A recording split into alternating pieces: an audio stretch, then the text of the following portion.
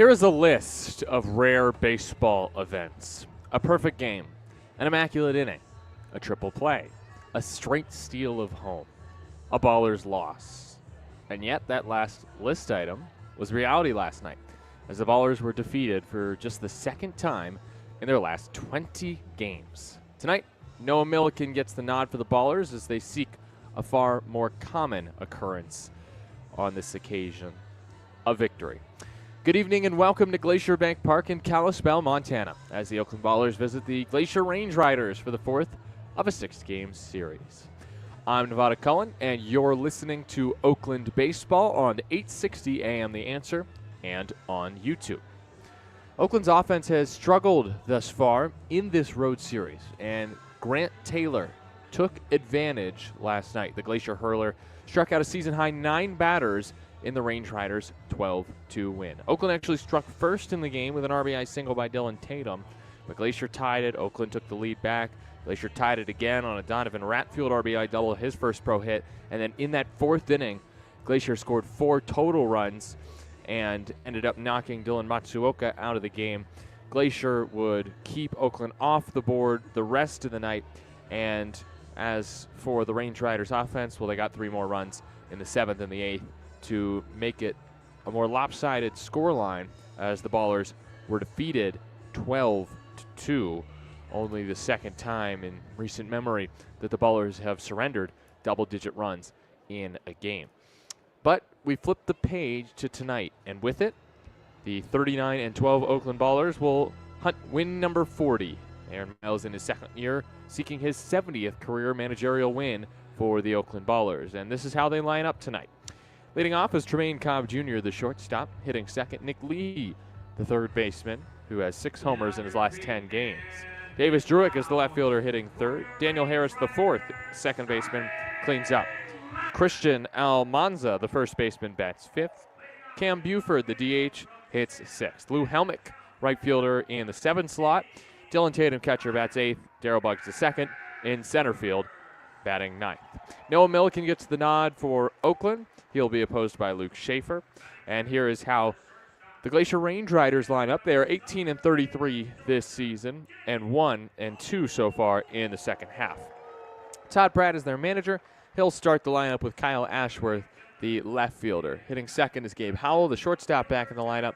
TJ Clarkson, the right fielder, hits third. Clarkson has 5 homers against the Ballers this season. Xavier Casarella, DH, cleans up. Kenny Lavari back into the lineup. The third baseman bats 5th. Kingston Liniak, center fielder, hits 6th. And really, it's this bottom of the Glacier lineup that's been the best in this series. Notably, Jack Lynch, the first baseman in the 7 spot. He had 2 hits yesterday, a double and an RBI. Angel Mendoza, the catcher, bats 8th tonight. And Cade Wood, who made his pro debut last night and scored twice, the second baseman tonight, Wood, hits 9th. We're about ready for action. Glacier rolling with their what they call Sunday Reds, or Friday Reds. I'm getting confused with the Masters, I think, right now, or at least Tiger Woods. They are going with their Friday Reds today, which includes white pants, but red caps and red uniforms with the tan numbers on the back of the jerseys. As for the Oakland Ballers, their road green uniforms with Ballers in gold across the chest and gray pants with a gray cap with the green brim and the green bees logo on that gray cap. And those are your uniform matchups tonight before Game 4 of this 6-game series between Oakland and Glacier. National anthem is next. We'll need to step aside because, again, there's no anthem singer here in Kalispell. First pitch when you return here on 860 AM The Answer.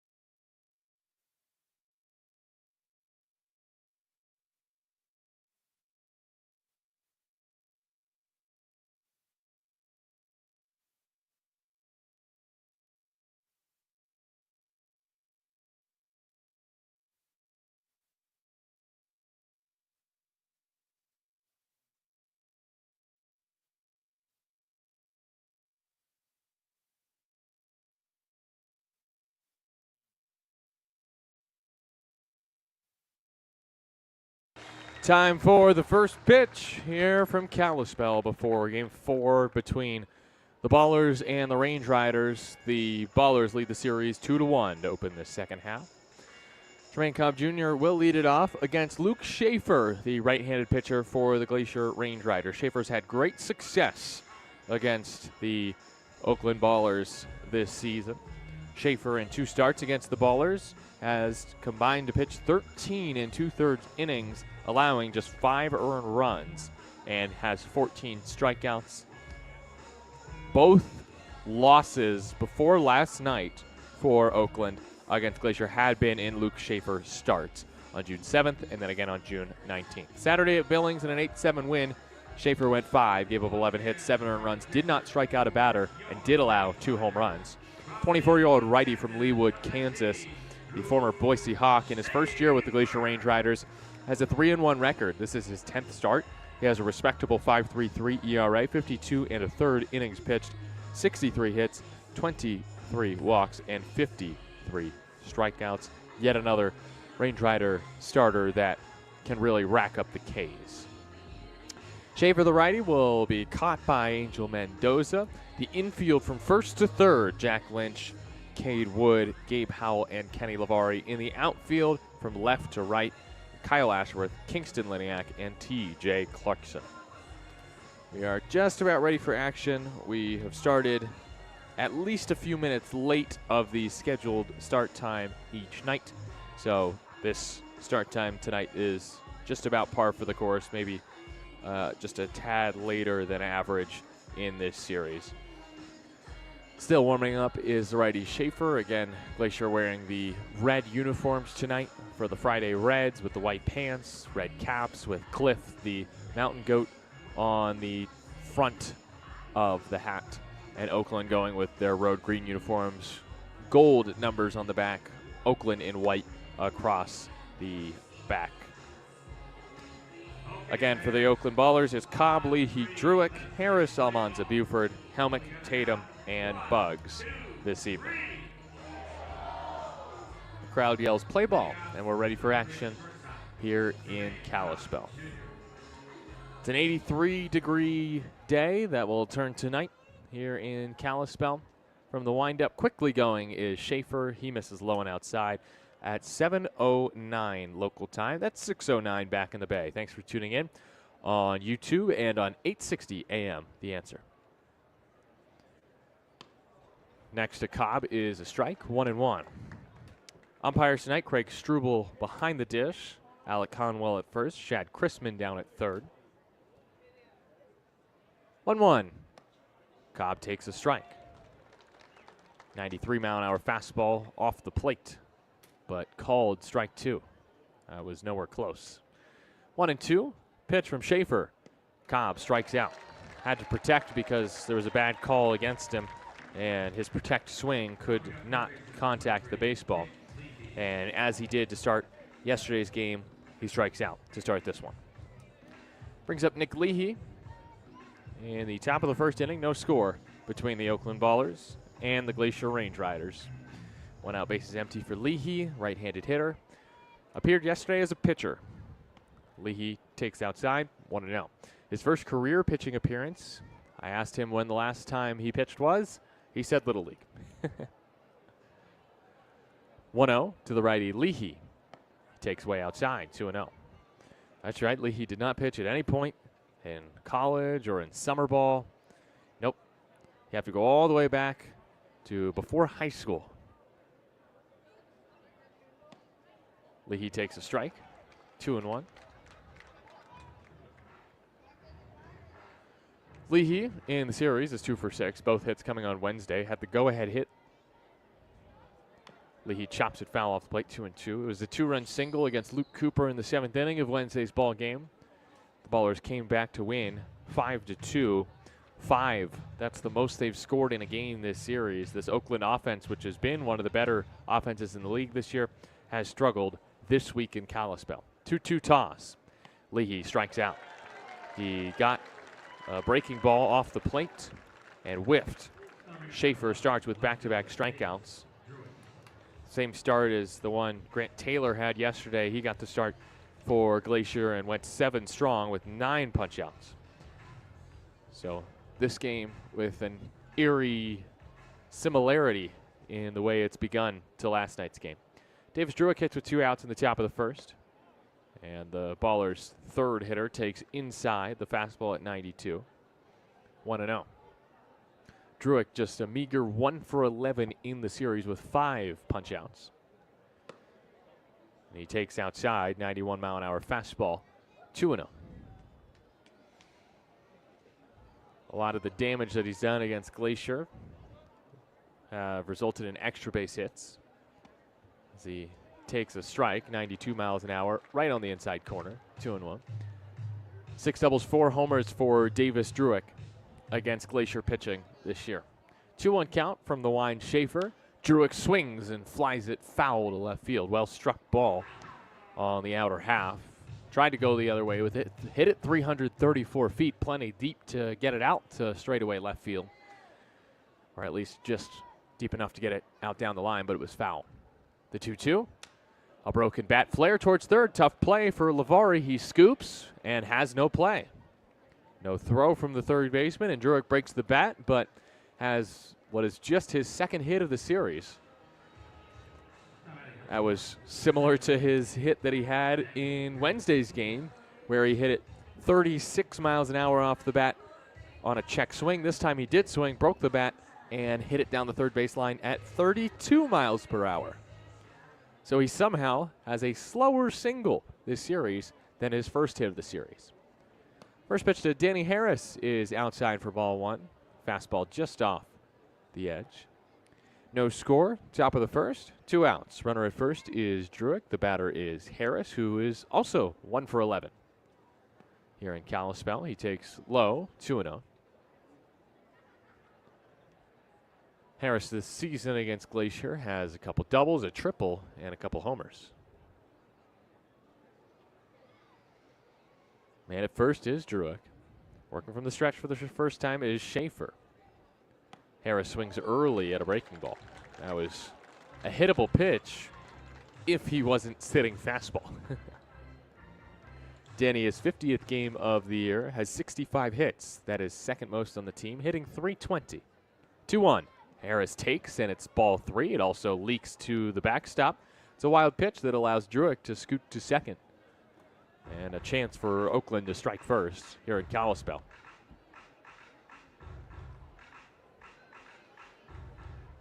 Runner at second after the wild pitch. The fastball way outside escaped the grasp of Mendoza. So with 2 outs, Druick's at second in a scoreless game at the top of the first. And the 3-1 pitch from Schaefer is grounded slowly. 2 hops to third. Lavari throws in time for out number 3. Druick with the slow single, and he's stranded at second base. No score as we go to the bottom of the first. 0-0 between Oakland and Glacier. Range Riders coming up when you return on 860 AM The Answer.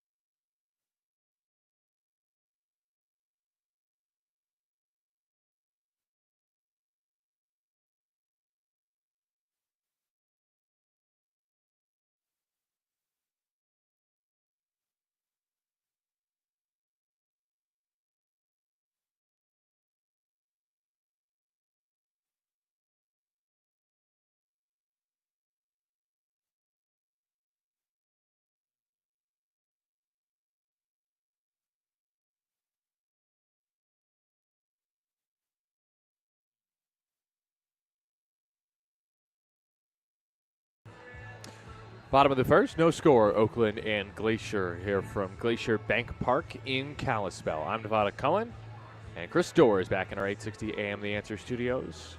Range Riders, we already went over the lineup. It's Ashworth, Howell, and Clarkson, Casarella, Lavari, and Liniak, Lynch, Mendoza, and Wood. They will face Noah Milliken, the Milkman, And the Ballers have won his first 5 professional starts. He also has 3 straight quality starts, including Friday against the Rocky Mountain Vibes. A week ago, the Ballers won 9-0 for their 3rd shutout win of the season. He went 6, gave up 4 hits, no runs, and struck out a season-high 7 batters, did not walk a man. 6'5", 22-year-old righty from Berkeley, 2.33 ERA. That is 6th in the league, 2-0 record, 5 starts, 27 innings, 24 hits, 4 walks to 26 punch-outs. Milliken to face Kyle Ashworth, a lefty, wearing the red jersey and the rifle green helmet. Milliken, the righty, comes home and fires in a strike, 0-1. The defense for Oakland today in the outfield from left to right, it's Druick, Buggs, and Helmick. In the infield from 3rd to 1st, Leahy, Cobb, Harris, and Almanza. Tatum, the catcher, sets up high, and the pitch is left up, but the line drive is hit right into the mitt of Leahy for out number 1. Well hit ball by Ashworth, 96 off the bat, and I think it was supposed to be up, but the pitch missed his spot, and it was right down the middle. Ashworth robbed of a hit by the quick reactions of Nick Leahy down at 3rd.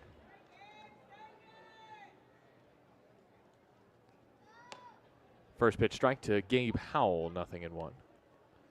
Howell is on his career with Glacier a very good hitter, 300 career average with the Range Riders. This is his 4th year with them. 0-1, fouled back, 0-2. He is, however, having the worst year of his Glacier tenure so far, hitting just .229 this season, and is 0 for 8 in this series. Righty-righty battle, Milkman and Howell. Noah Milliken's pitch is belted to left field and into the mitt of Druick, who looked a bit like an excited dog out there in left field, just kind of bouncing around left and right, almost like an owner might promise a dog a treat and they might start getting rambunctious.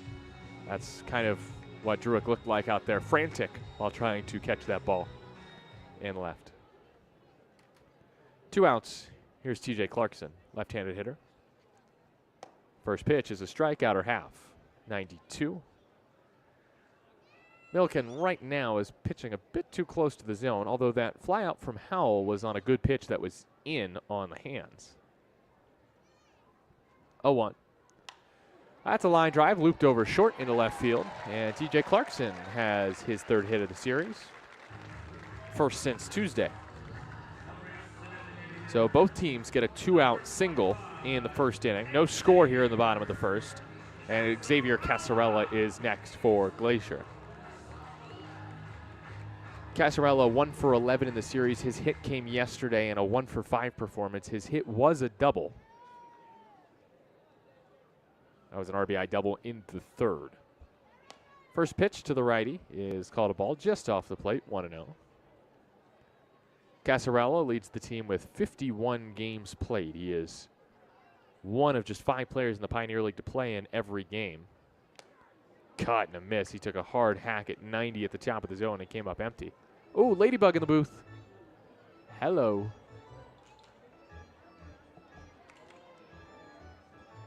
If that is a ladybug, it doesn't have its usual spots. I wonder if that means it's a female ladybug? Pitch to Casarella on the outside corner, 1-2. Well, maybe luck will be back on Oakland's side tonight after a 12-2 loss last night.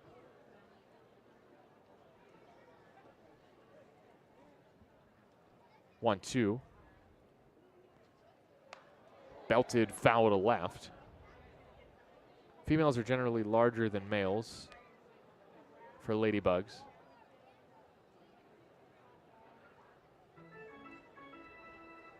Some ladybugs have no spots at all. Okay, it doesn't specify male or female.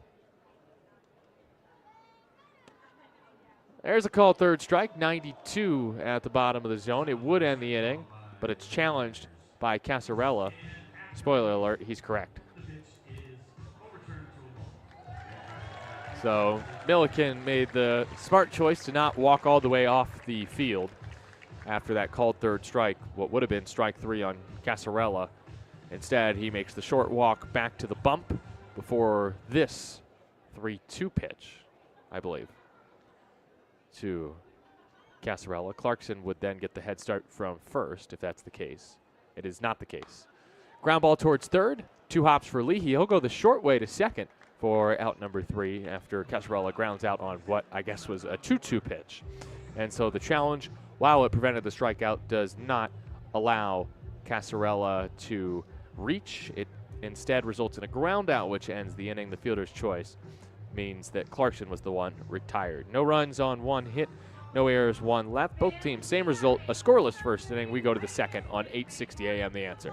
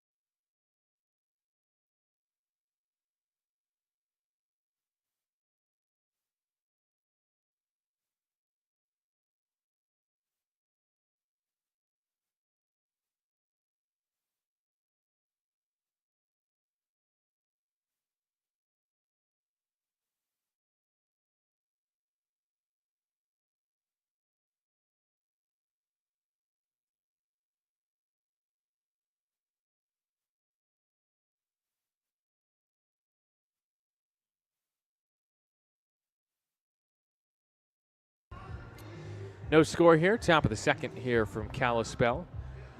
Range Riders hosting the Ballers. 4th game of a 6-game series. Glacier's starter, Luke Schaefer, has had a good season, especially against Oakland. June 7th against the Ballers and a 6-4 win in Kalispell. 6 innings, 8 hits, 3 earned runs, no walks, 9 punch-outs, 1 shy of his season high. Did give up homers to Druick and Lozano. As for his next start against Oakland, that was at Raimondi. 5-2 win for Glacier that day on June 19th.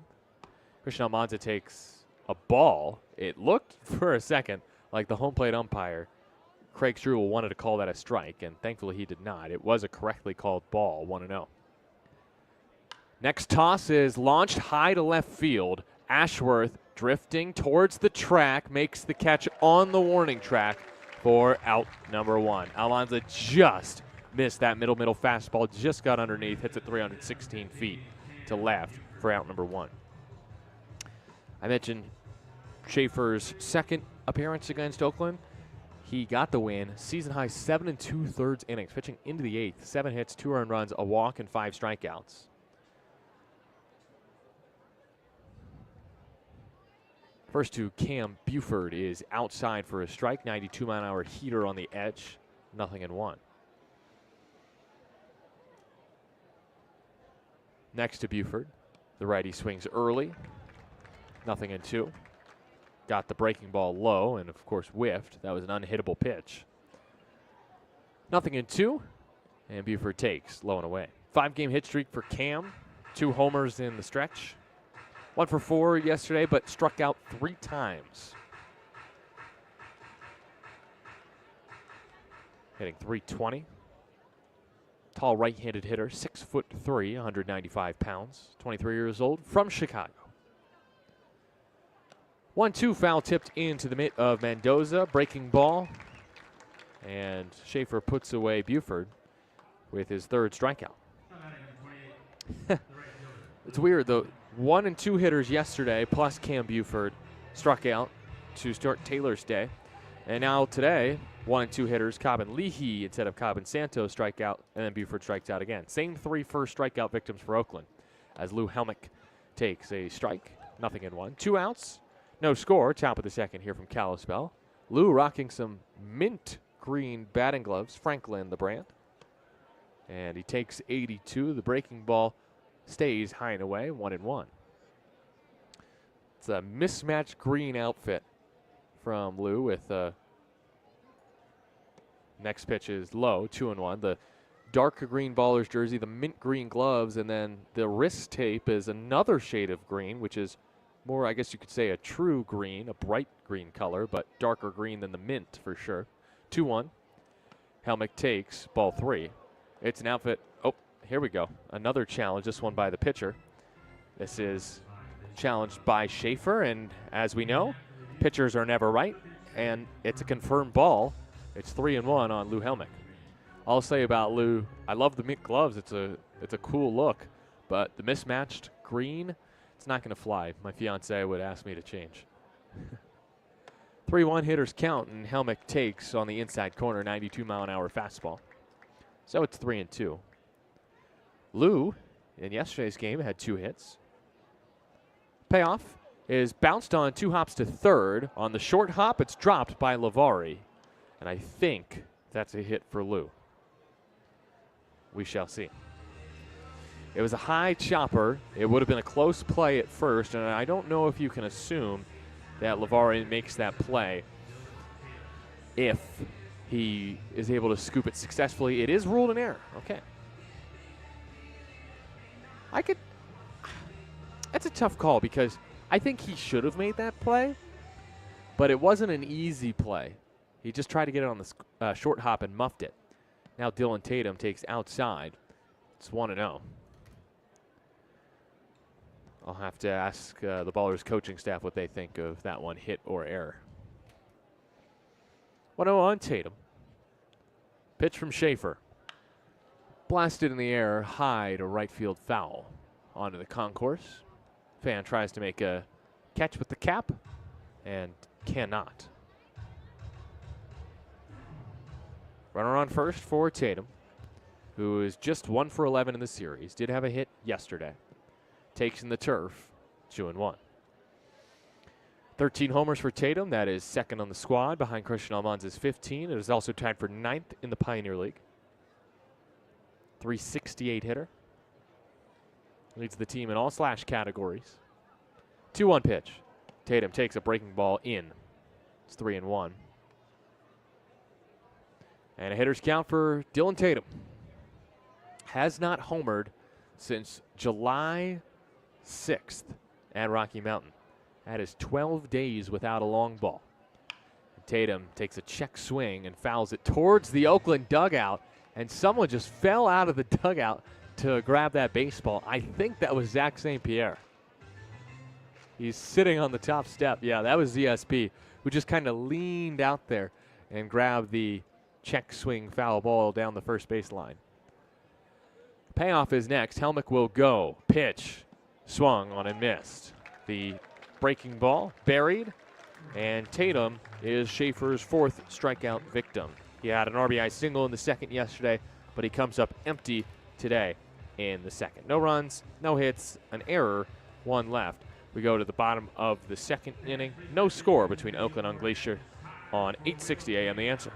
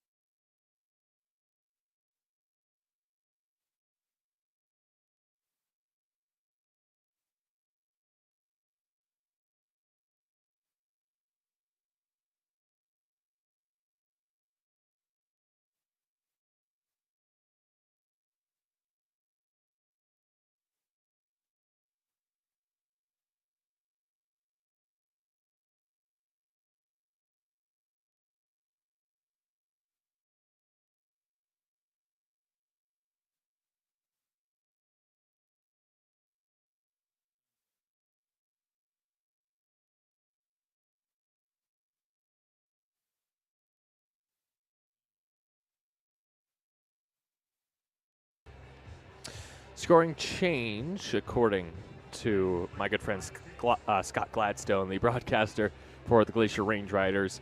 He and I both agreed that Lou Helmick's little chopper in the second should have been a hit, so hopefully that is fixed soon. I will make sure of it. Bottom of the second, no score. Oakland and Glacier. Today is July 18th, 2025, and let's rewind. It's time for this day in Oakland baseball history. And we're only going back 13 years to July 18th, 2012. Milliken to face Lavari to start this bottom of the second inning. No score here from Kalispell in game 4 of a 6-game series. First toss from the righty to the lefty. Lavari is called a ball, 91. Near the top of the zone. Good no challenge from Tatum. It just missed, 1-0. The A's improved to 10-2 in July in 2012, 13 years ago today. Pitch outside 2-0. With a 4-3 win over Texas, they improved to 10-2 in July. Capped by a 9th inning walk-off homer. By who, though? I'll let you think for a second. 2-0, swing and a miss. 2-1. If you're an Oakland sports fan, maybe you were watching this day, and you're thinking, who hit a walk-off homer against the Rangers in 2012 on July 18th? 2-1. Fouled back to the screen, 2-2. Well, I have your answer. It's none other than Brandon Hicks off of Michael Kirkman. That was Hicks's first major league long ball. Brandon Hicks, I'd say famously, but he only played a year for each of them. Played with the A's and the Giants. I know Tyler Peterson would have known that. 2-2 is outside, 3-2 on Lavari. Also, the A's sole representative at the prior week's All-Star game, Ryan Cook, picked up the win in that game, a 4-3 victory over Texas 13 years ago today. 3-2 back to the screen. A's would go 19-5 in July of 2012, putting them in contention for the wild card, but then they just kept winning in 2012. Another payoff from Milliken is popped up behind me in the press box, out of play, 3-2. They would win the AL West in 2012 with a sweep of the Rangers on the final weekend of the season. They did not have sole possession of first until game 162.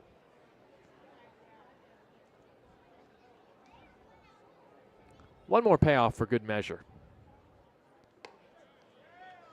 Called a ball, 87, high and away.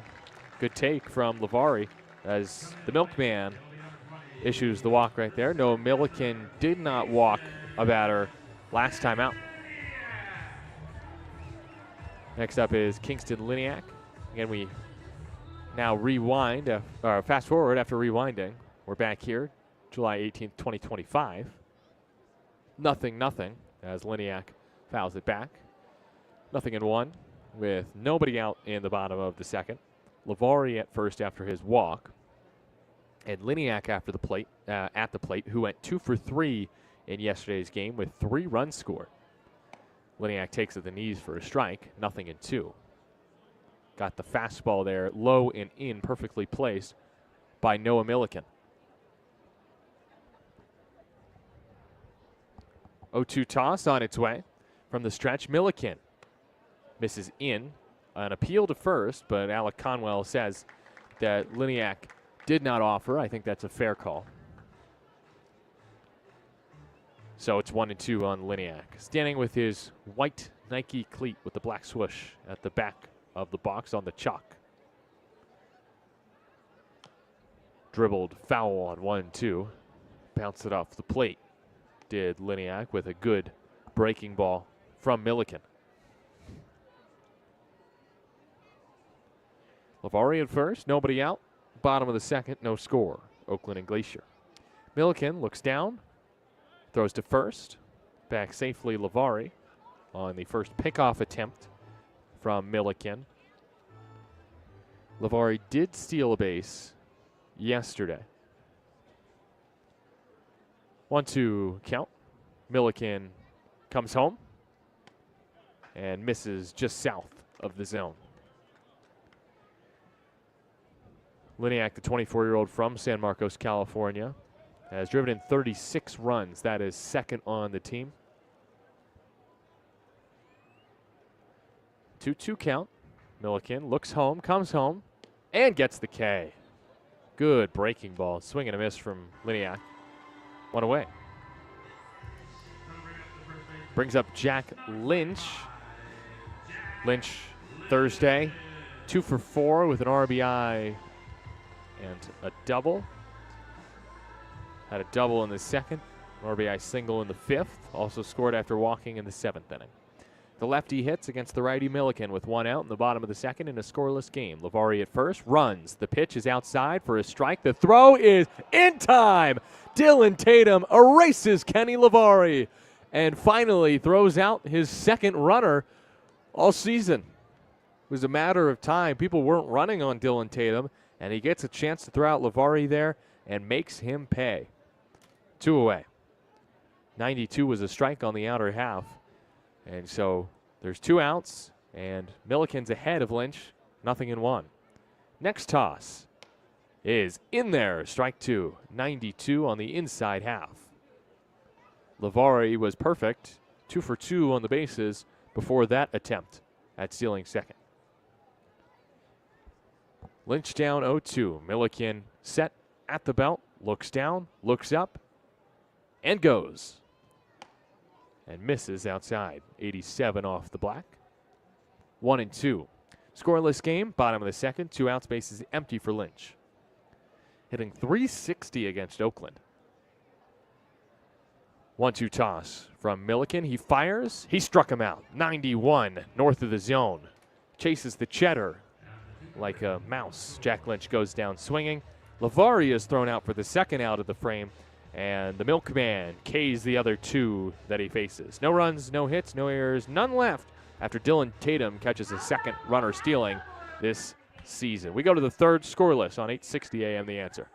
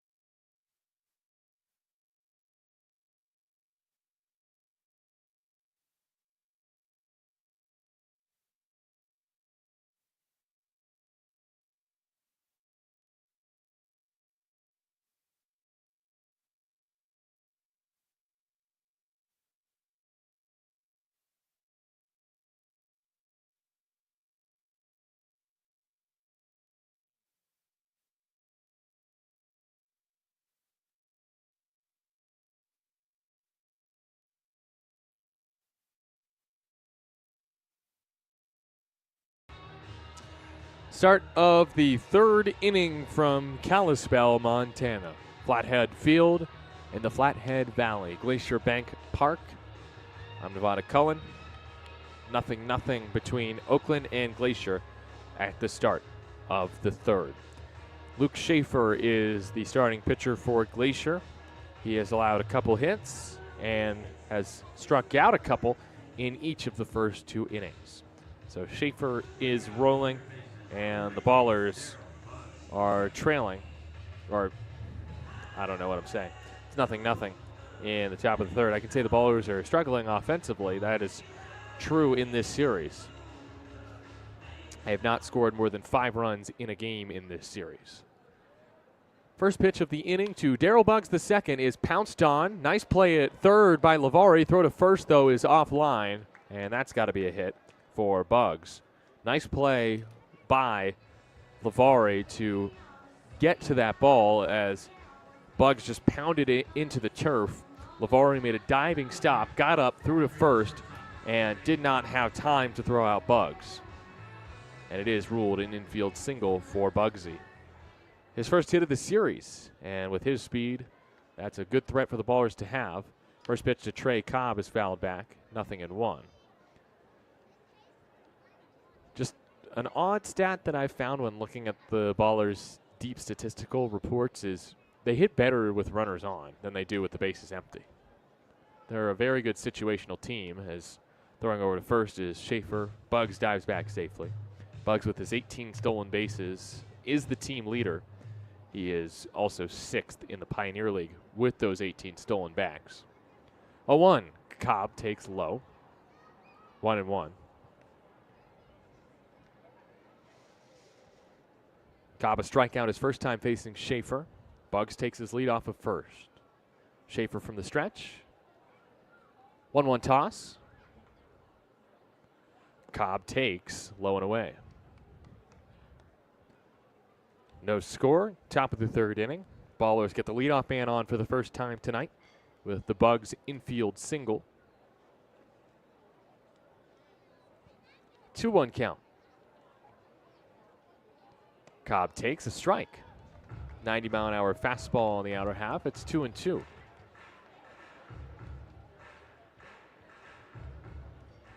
Bugs gets his lead off of first base. Might this be a spot to run? Schaefer delivers. Bugs runs. Called third strike. Bugs is out. Strike him out, throw him out, double play. 91-mile-an-hour fastball at the bottom of the zone. And Bugs is erased for only the third time this season. Tough luck running on Angel Mendoza, who has now thrown out 11 runners this season. He is really a thorn in the side of the running game. So Cobb strikes out looking. That's the 5th strikeout for Schaefer. Leahy a foul tip off the mid of Mendoza. 0-1. I don't really think you can fault Bugs there. Stealing second. I think Cobb with 2 strikes, you got to swing at a pitch at the bottom of the zone. Next to Leahy is powered behind home. Foul. Couldn't tell if it went off the netting or went over it. It's 0-2. Leahy hits with 2 outs and the base is empty in the top of the third. No score between Oakland and Glacier. Schaefer from the windup delivers. Leahy ropes a line drive into center field, base hit. And Nick Leahy stays hot. That's his 3rd hit of the series after picking up a 2-hit game on Wednesday. 2nd hit of the inning for Oakland. Unfortunately, because of the strike him out, throw him out double play, they have just 1 on, and there are 2 outs in the top of the third. But here is Davis Druick. And if anyone's going to have success against Luke Schaefer, it's Druick, who had a hit in the first inning, albeit a broken bat one.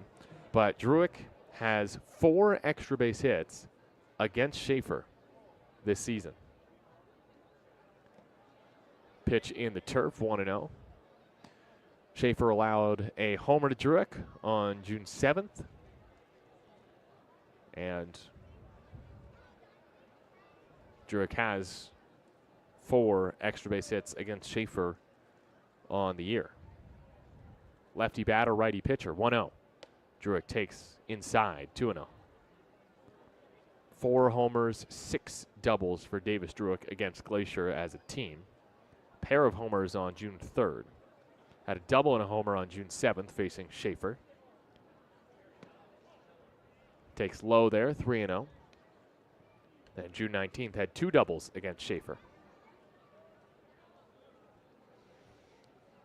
3-0 pitch here won't be close to the zone, I would imagine. I take it back. It's on the inside corner. Great pitch from Schaefer, 3-1. Not giving in to Druick here. And I don't think he's going to throw this next pitch over the heart of the plate. If he does, Druick can make him pay. Druick swings and lines it up the middle. That's a base hit.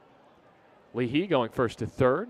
Slowly hit ball, so Liniak can't throw out Leahy. And Druick has a 2-hit game, his 15th of the year, and continues to rake against Schaefer. Didn't hit that one hard. It was a middle fastball, and he got it off the, I'd say, handle of the bat, Davis Druick.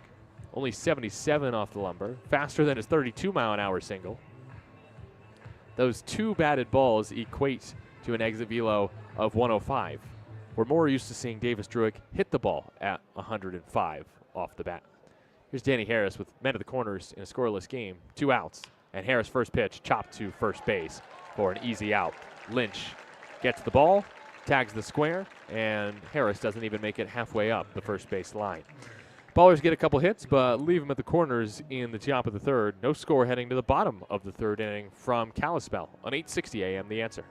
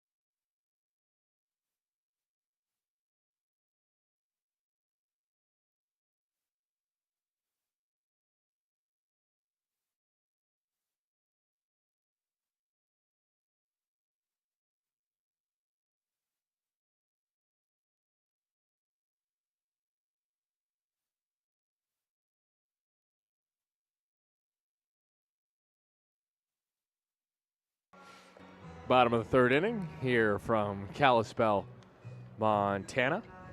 The Ballers and Range Riders doing battle here from Kalispell. No score between the Ballers and the Range Riders. 8-9-1 due up in this inning, including the 9-hitter Cade Wood, who made his pro debut yesterday. Now, why would I bring up Wood if not for the fact that it's time for the wide world of baseball? That's right. And it's going to be a long one today because I want to talk about Itta Bena, Mississippi. Now, what does that have to do with Cade Wood? He's from Atlanta. Well, Itta Bena, which the town's name derived from the Choctaw phrase Itta Bena, meaning forest camp, it is the, I guess, unofficial home of Mississippi Valley State University, where Cade Wood finished his college career. He is due up next after Angel Mendoza here in the bottom of the third, but let's start talking about Itta Bena as Mendoza takes a strike, 0-1. Mississippi Valley State is located a mile northwest of Itta Bena.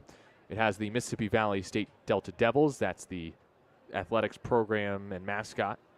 Mendoza pops it into shallow left field. Drew it coming on towards the line, has room, catches it in fair territory for out number 1. Base is empty, bottom of the third, no score, and here is Cade Wood, who played at Mississippi Valley State for the Delta Devils in the SWAC. I love MVSU MBB, men's basketball, on Twitter. It's the most iconic Twitter parody account for a team. They don't have an actual men's basketball Twitter account because it's a smaller school, but man, it is. It's funny. They have some good tweets. Pitch inside on Wood, 0-1. So Cade Wood played in Itta Bena. It's a city in LaFleur County, Mississippi, located in the northwestern portion of the state. Hour 45 from Jackson. There's a strike on the outer half, 0-2. The population is small, 1,549 as of 2023, but several notable blues musicians are from Itta Bena.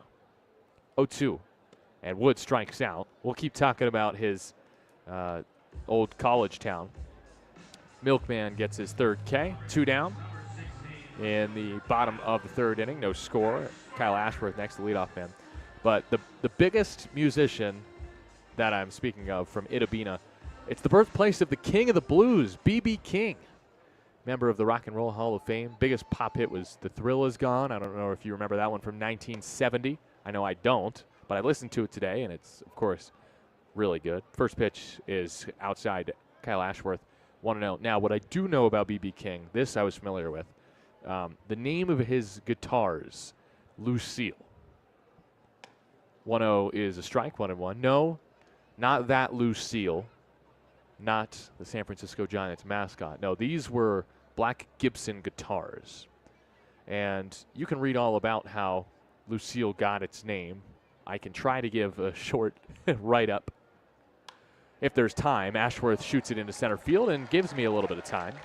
It's the second hit of the game for Glacier. Both have come with 2 outs. Ashworth with the 2-out single, bottom of the third, no score. Oakland and Glacier. Cade Wood struck out earlier in this inning. We're talking about Itta Bena, Mississippi, which is home to Mississippi Valley State, where Cade Wood played baseball his final year. And we're talking about B.B. King, who's from Itta Bena, and his guitar, Lucille. It was the winter of 1949 as Gabe Howell chops it to short and into the diving mitt of Cobb. Throw to first, not in time. It's an infield hit. Nice play by Trey at shortstop, but it's an infield single. 2 on, 2 outs for Glacier. All right. Winter of 1949, B.B. King played at a dance hall in Twist, Arkansas. The hall was heated by a barrel half filled with burning kerosene set in the middle of a dance floor, the fairly common practice at the time, so don't worry. During performance, though, 2 men began to fight, knocking over the barrel and sending the burning fuel across the floor. The hall burst into flames and was evacuated. King safely outside. First pitch to T.J. Clarkson is inside.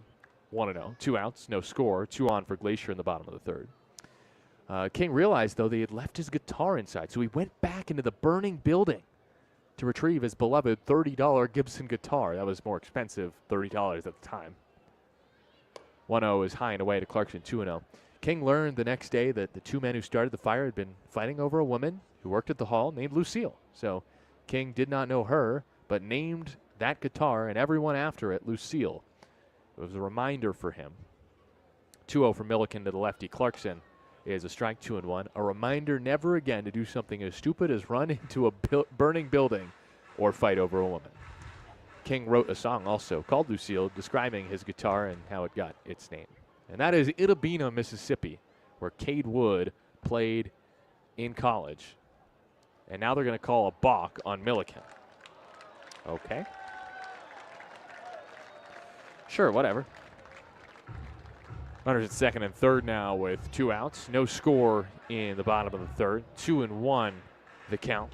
Clarkson a single his first time up.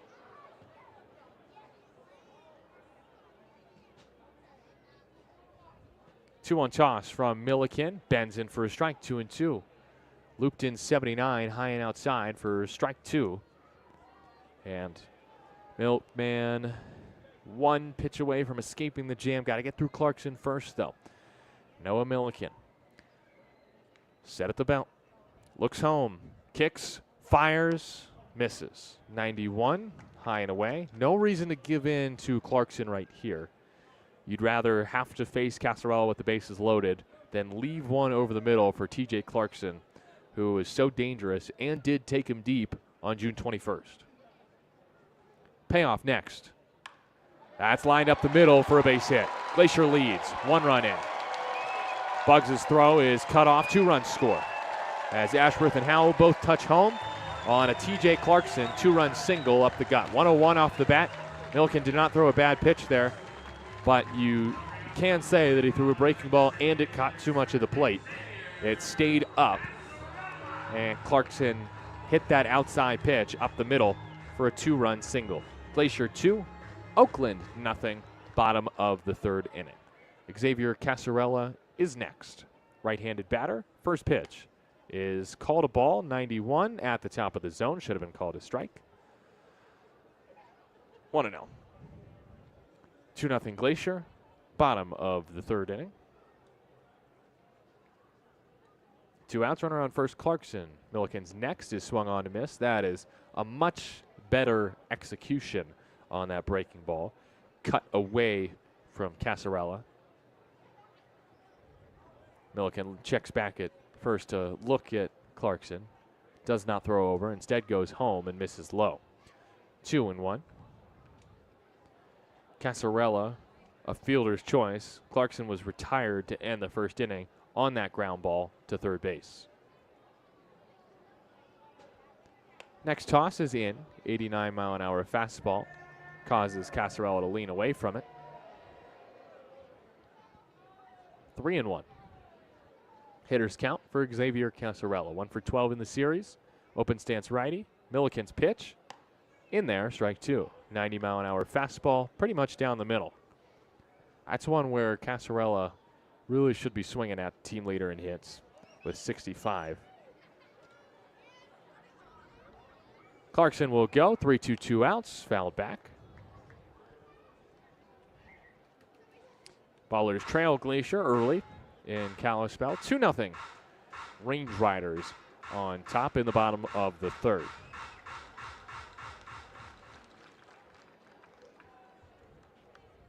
Clarkson gets the jump again. 2 outs. 3-2 pitch once more. Did he offer? Yes.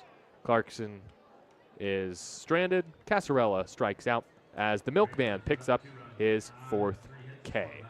Glacier gets 2, though, on the 2-run single by TJ Clarkson. It's 2-0 Glacier heading to the 4th on 8:60 a.m. The Answer.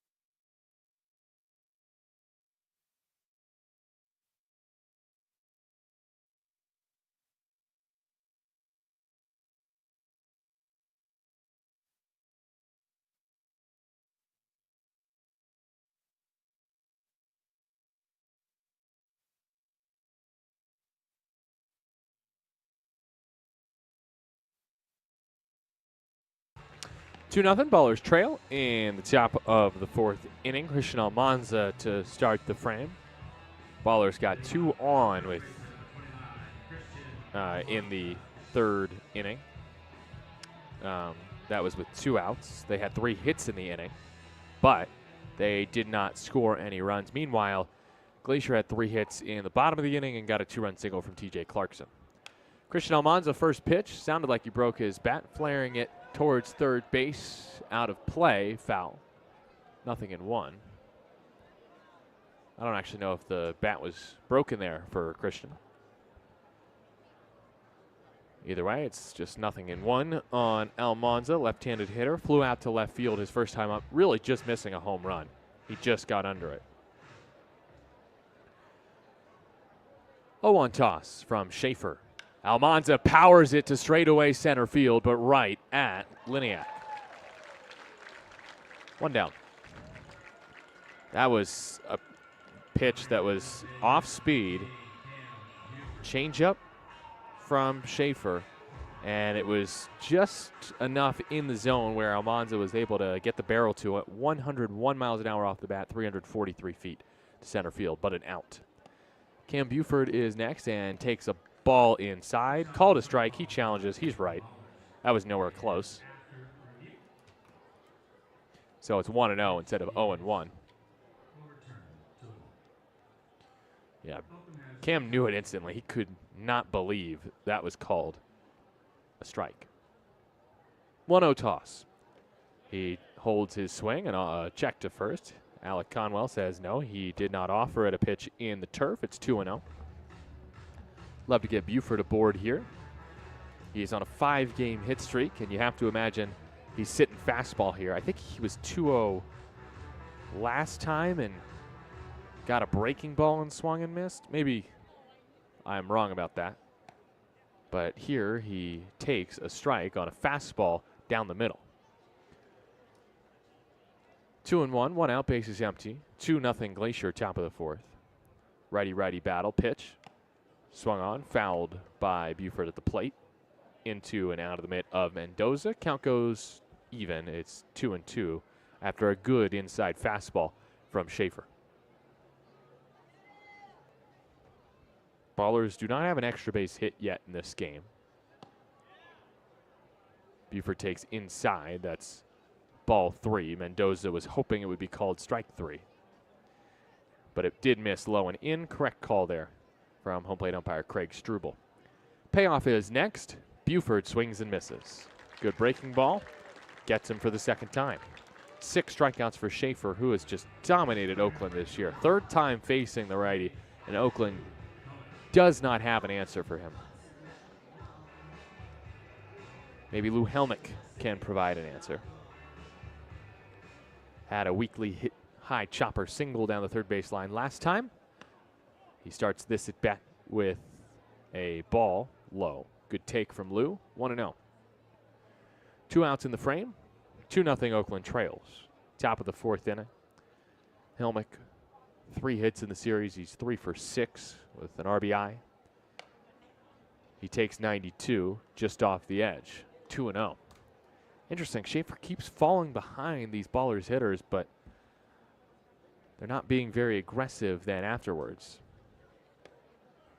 2-0, though, is 91 off the plate, and it's 3-0 on Helmick. So he'll likely have the red light right here. Try to get the tying run to the plate in the fourth in Dylan Tatum. 3-0 toss. Lou takes all the way. It's called a strike. 93. It's down the middle. Helmick climbs back in from the left side.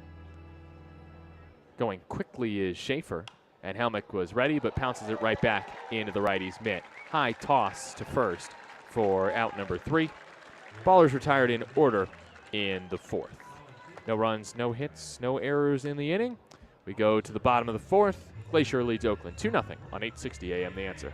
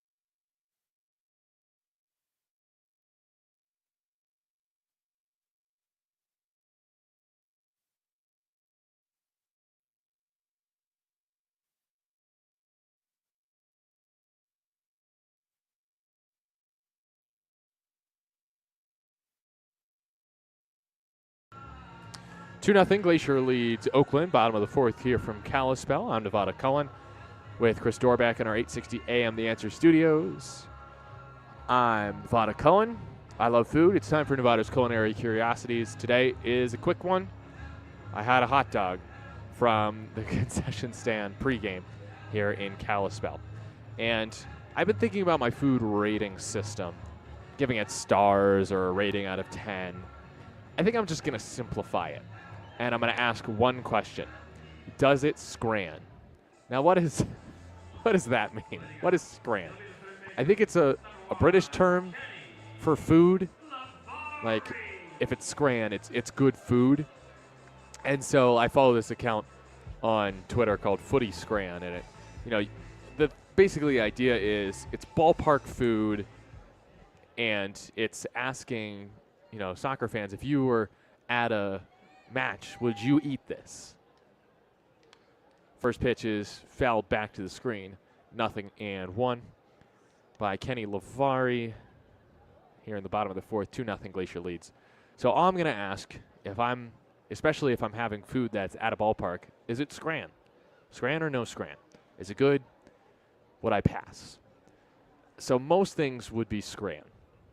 Now this hot dog, as that's pop foul off to the left, I will say it's one of the more average to below average ballpark hot dogs I've had, but I had it about an hour and a half ago, and my stomach has not hurt it. So, yes, even though it looked a little shrivelly, it's still scran.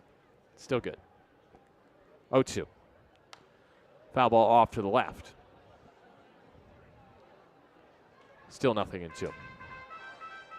I will say, Uncle Dan's brat that I had yesterday, that's 100% scran. That's no question about it. It was delicious. Still 0-2. Milliken, the righty, to the lefty, Lavari. Another foul ball off to the left. This time not over the screen, but instead into it. Lavari walked his first time facing Milliken. Milliken not allowing that this time, is pumping the zone with strikes against the lefty Lavari. Milliken dangles the right arm by his side, reaches into the brown mitt, comes home, misses outside. 1-2. A 2-0 Glacier lead because of a two-run TJ Clarkson single up the middle in the third, past the originator, Noah Milliken. 1-2 from the Milkman is poked foul. Just chopped near the plate, and it rolls off to the left for Lavari.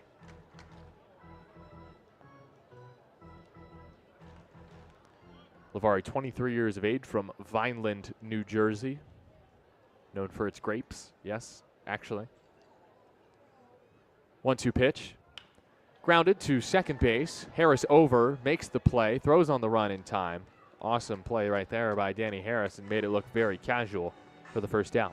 Had a long way to go. That was 93 off the bat, so with the fast-moving turf, it was skipping its way into right field, but Harris got to it and then threw towards first, and that's a tough play to make.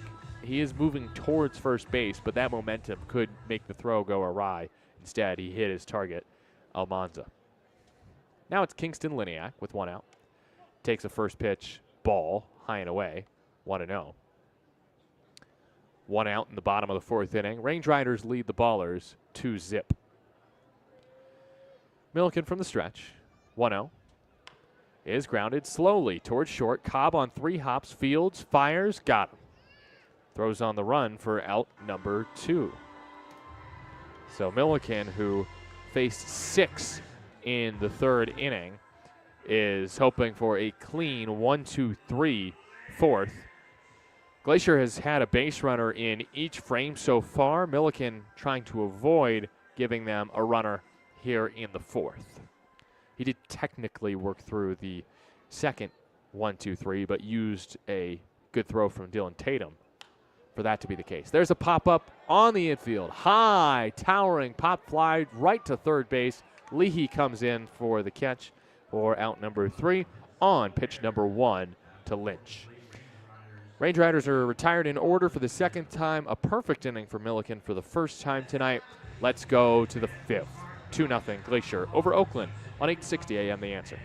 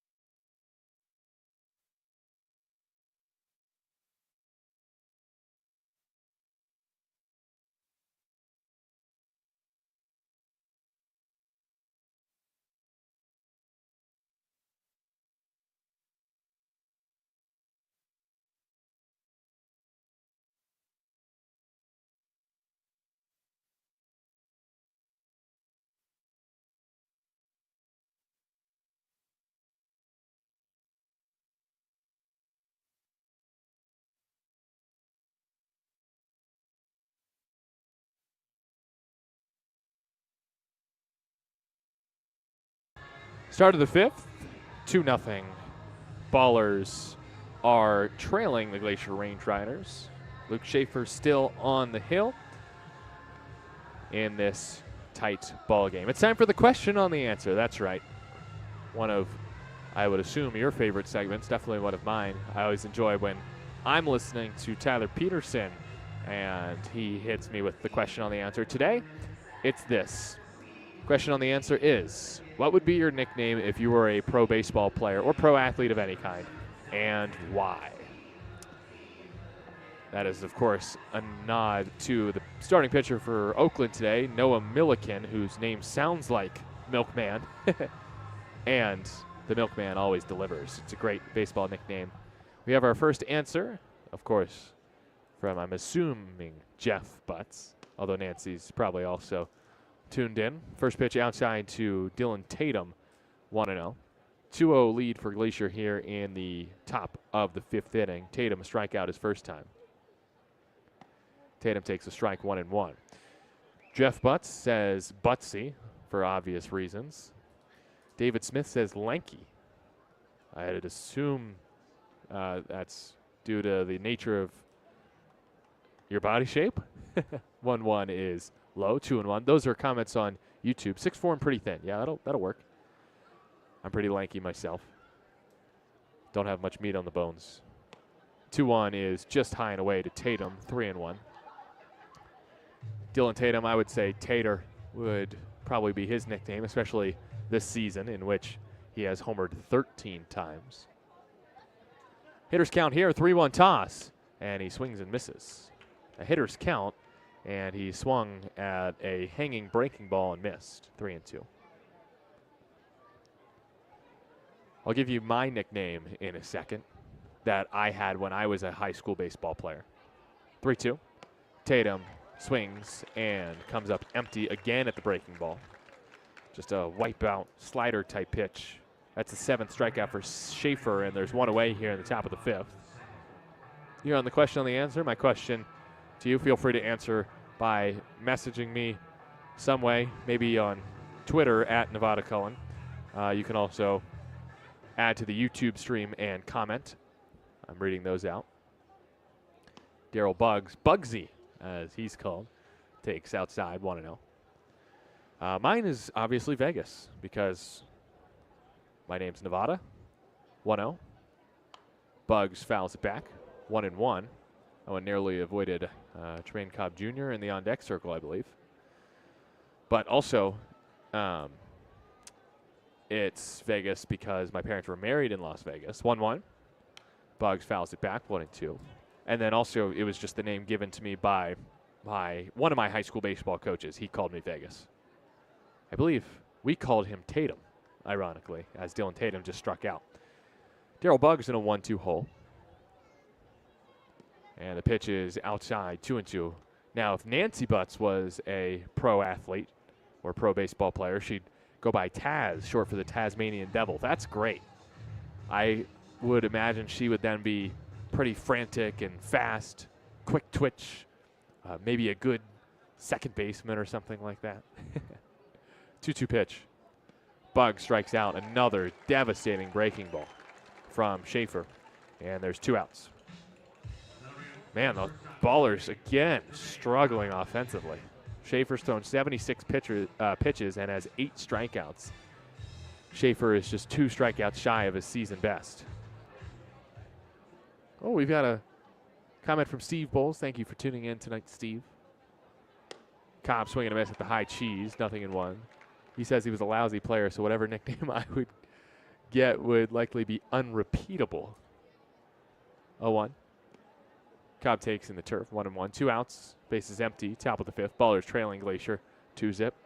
Well, Steve, I can try to give you a better one that would be repeatable. Cobb taps it foul off the plate, 1-2. What about, oh man, I don't think I'm any good at coming up with nicknames. How about the Poet? 1-2. Cut and miss from Cobb. Speaking of poetry, Schaefer's poetry in motion today. Strikes out the side here in the top of the fifth with some devastating breakers. Ballers still scoreless through 5 innings. We're halfway home here in Kalispell. Glacier leads 2-0 on 860 AM. The Answer.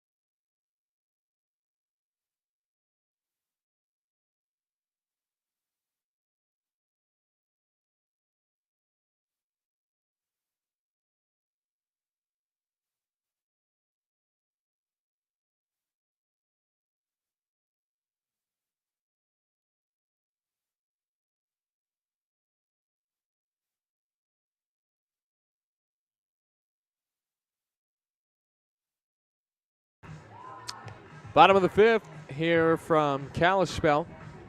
The Glacier Range Riders lead the Oakland Ballers 2-0. That at least beats last night's game when it was late, got out of hand. It was 12-2 Glacier at the end. But tonight it's just been the Oakland offense that has been pretty lifeless. They have collected 5 hits. They do not have a run to show for it. I'm Nevada Cullen. Chris Dorr is back in our 860 AM The Answer studios. Thank you for tuning in on your Friday evening. Angel Mendoza leads off the frame for Glacier. 2-0 lead for the Range Riders against Noah Milliken as he locates a strike on the outside corner. 0-1. Mendoza won a Pioneer League title last year as YOLO's starting catcher. Only hit 172 for the High Wheelers, but he was so good defensively. 0-1. Ripped into left field. That bat is heating up, and Druick's trying to cut it off before it hits the wall, but it was just hit too hard, and Mendoza's got at least a double. He'll stop there as Bugs gets it in, the center fielder. 104 off the bat of Mendoza. He turned and burned on a fastball, and Glacier has its first extra base hit and the first extra base hit of the ballgame. Double by Angel Mendoza is his 8th of the year, and he's in scoring position for Cade Wood, who struck out swinging against Milliken in the 3rd. This will prompt the corners to come in a tight game here in Kalispell. Playing near the edge of the makeshift grass and turf are Almanza and Leahy, and Wood places it down towards 3rd. Perfect bunt. Leahy picks it up, fires in time for out number 1. It's a sacrifice, 5-3. Mendoza goes to 3rd, and now it's up to Kyle Ashworth to get that run home. Double by Mendoza, sac bunt, and there's a runner at 3rd for Glacier, leading 2-0 in the bottom of the 5th inning. Ashworth today is 1 for 2. Last time he was up, he lined a single into center. Infield in for Oakland. First pitch swinging. Ashworth floats it foul left field out of play. 0-1. 2-run single by TJ Clarkson. The difference in this game. That was in the 3rd inning. Runners were at 1st and 2nd when his at-bat started, but a balk by Milliken put those runners into scoring position, the both of them. 0-1 to the lefty. Ashworth. He takes a strike, outer half. 91-mile-an-hour fastball. He thought about challenging it. He would have been right to challenge it. It was just off the edge. A generous call from Craig Struble that could prove costly for Glacier, especially now that the Milkman's ahead in the count, 0-2. He wants his 5th strikeout right here, right now. He got it. Called 3rd strike, outside corner, and Ashworth wanted to challenge it, but he knew that the pitch that was closer to being a ball was the previous pitch as he goes down looking. That's the Milkman's 5th K. And a big strikeout at that. Now 2 outs in the bottom of the 5th with Mendoza at 3rd. Can Gabe Howell get the job done? His single in the 3rd was just his 5th hit against Oakland this year. First pitch, hack, fouled off of Tatum, 0-1. Howell, a measly .095 against the Ballers this season with 10 strikeouts.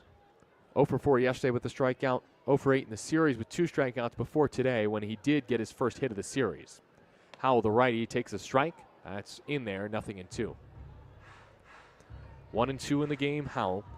Mendoza at third base with 2 outs. So 2-0, Glacier lead in the bottom of the 5th. The milkman set, comes home, and gets a foul ball chopped off of the plate. Really good breaking ball there below the plate, below the zone, and Howell did a good job to get a piece. He stands back in from the right side, wielding a gold-barreled bat with a red handle. Milliken set at the belt, comes home, another foul ball. That time he threw 91, middle in. That's not a great 0-2 pitch from Noah Milliken. He's got to be a bit more selective with where he's placing these pitches.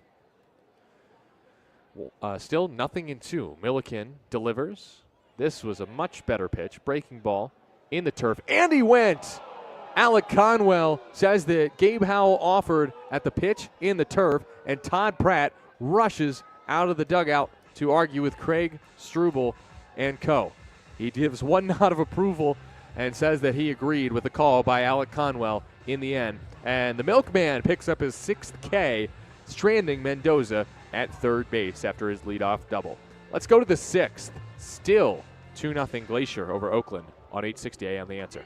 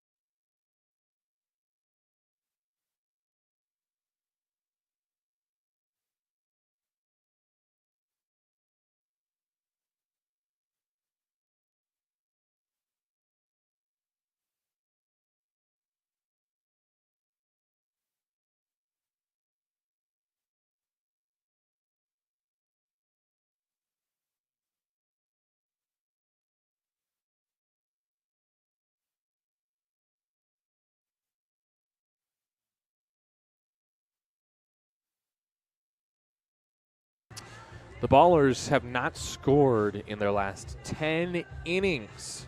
It's 2-0 Glacier in the top of the 6th here from Kalispell. I'm Nevada Cullen, and I don't know, maybe I'm running out of luck here. Maybe Tyler Peterson needs to take a quick flight out to Kalispell and try to get the Ballers some runs. We'll see if the Ballers can snap the scoreless streak here on the top of the 6th with the 2, 3, and 4 hitters due up. It starts with Nick Leahy against the righty, Luke Schaefer. First pitch launched high in the air, foul off to the right. Schaefer, who has beaten the Ballers twice already, one win officially, but Glacier's won each of his 2 starts against the Ballers, has been great today. 0-1. Leahy takes a strike, 0-2. Popped out of the mitt of Mendoza, who was trying to frame unnecessarily. It was right down the middle. 0-2. Schaefer with 9 strikeouts, 1 shy of tying his season high. 2-strike delivery in the turf, 1-2. Also, Schaefer's only thrown 83 pitches. So even though he has 9 strikeouts, he's still been efficient. And surely his plan is to finish the 6th, if not the 7th. 1-2, Leahy takes, ball 2. Good hold. He got a breaking ball low. It did not fish at it.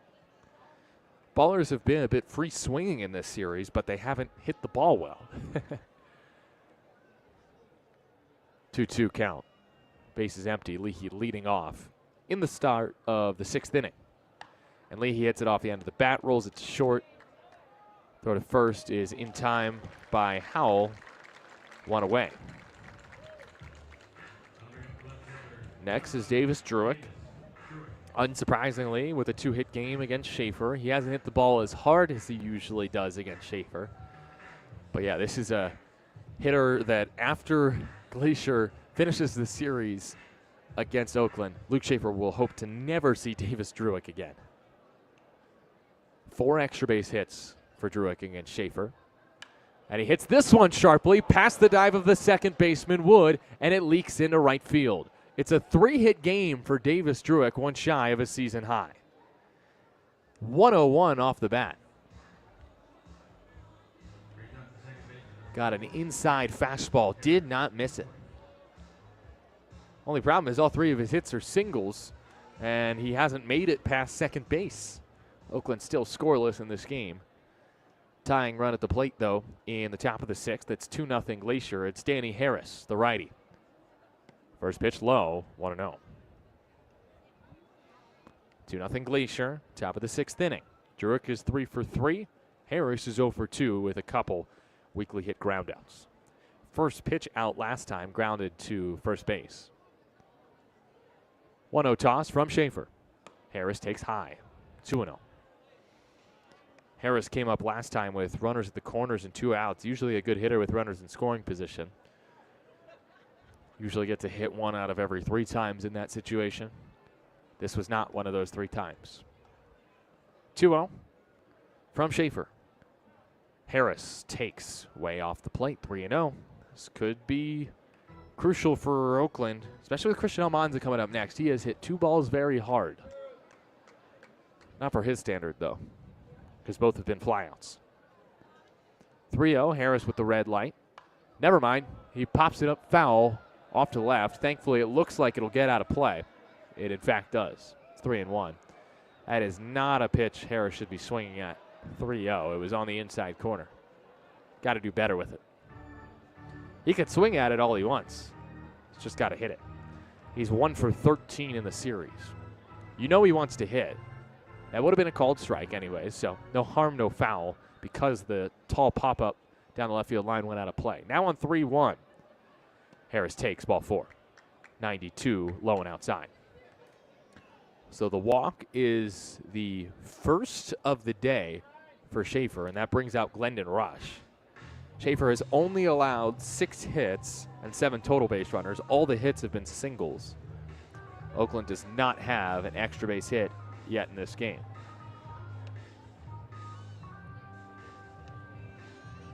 Almanza is next for Oakland. Tying runs are aboard for the Ballers here in the top of the 6th inning. Druick at second base. Harris is the runner at first base.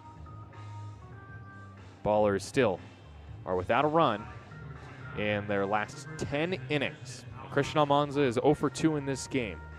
And on a 5-game hit streak, came in hitting .474 on this hit streak, 9 for 19 with 3 doubles and 2 bombs. First pitch to the lefty. Almanza takes in, call to strike, 93. Yep, that was a ball, a missed call. It was close, though. 0-1. Schaefer gets the benefit of the doubt because he's been really good today. Finally, action in the Glacier pen, by the way, a righty up and going. Almanza swings and hits it sharply to first, chance for 2. Throw to second for 1, throw to first is not in time because the foot was off the bag for Schaefer, and Almanza's safe. Ballers catch a break right there. That could have been an ending 3-6-1 double play. Instead, Harris is out 3-6. Almanza reaches on the fielder's choice. Brings up Cam Buford. He is due. Buford, the last 2 games, has 5 strikeouts. And he hits with men at the corners here. In a 2-0 game, Glacier leads in the 6th. The first pitch, Buford swings and misses. Again, that breaking ball. He's seeking a fastball. He's wanting to smash a fastball, but all he's getting are breaking balls. 0-1. The next toss is another breaking ball. He stays on it. He rolls it to third. This is a tough play. The throw on the run is not in time. Buford is safe. The throw is offline, and we'll see how it's ruled. Todd Pratt is out. Alec Conwell says Buford was not tagged by Lynch after the throw from Lavari took Lynch off the bag. Lynch then tried to swipe the tag down on Buford, who reaches on the play. Todd Pratt will hope to ask for help. Alec Conwell will immediately oblige and go talk to home plate umpire Craig Struble. As of now, Ballers score. It's 2-1 Glacier here in the top of the 6th inning. Let's see what Alec Conwell and Craig Struble decide after their conversation. Craig Struble doing a lot of the talking. He is the older umpire. Alec Conwell is much younger. But hopefully Struble is going to tell Conwell to stick with his call. We'll see, though. Nope, they're going to change it. They're going to say Buford was tagged. Wow. And now Davis Druick and Trey Cobb are out at their dugout. James Harris and Aaron Miles furious. Aaron Miles talking to Craig Struble saying, how are you making that call? Alec Conwell was in better position, and the Ballers are extremely frustrated. Aaron Miles imploring them to change their decision back. Aaron Miles is heated, yelling at Craig Struble. And now James Harris is yelling at Alec Conwell. Heading over there is Shad Chrisman, the third base umpire. Tyler Lozano now out of the dugout to corral James Harris, making sure he doesn't get tossed. Still wanting to make sure we keep it on air for a second, just in case anything happens. Aaron Miles is in the face of all 3 umpires. Alec Conwell had originally said that Buford was safe at first base, and Craig Struble changes the call. So Trey Cobb is going to give Alec Conwell a piece of his mind before taking the field. The Ballers take the field. It's 2-0. The inning ends on the now 5-3 putout. A controversial call goes against the Ballers. Good thing they're already in the playoffs. And we'll go to the bottom of the 6th inning on 8:60 a.m. The Answer.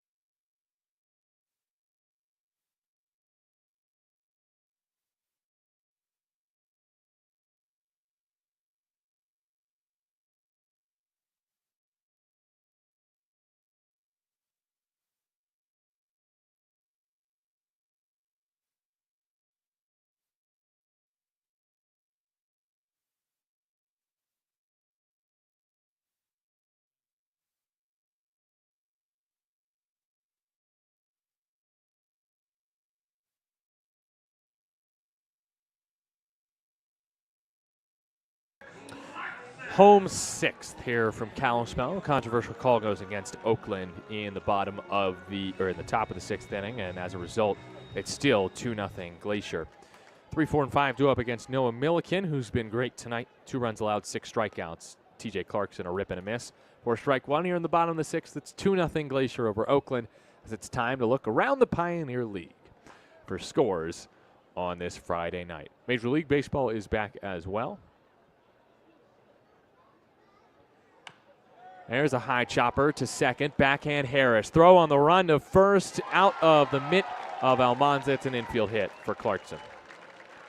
Nice play by Harris, but the throw as he was charging towards the left side of the infield was not a perfect one. Had to be perfect. And Almanza could not corral the wide throw. Clarkson is 3 for 3 today. And Xavier Casarella is next.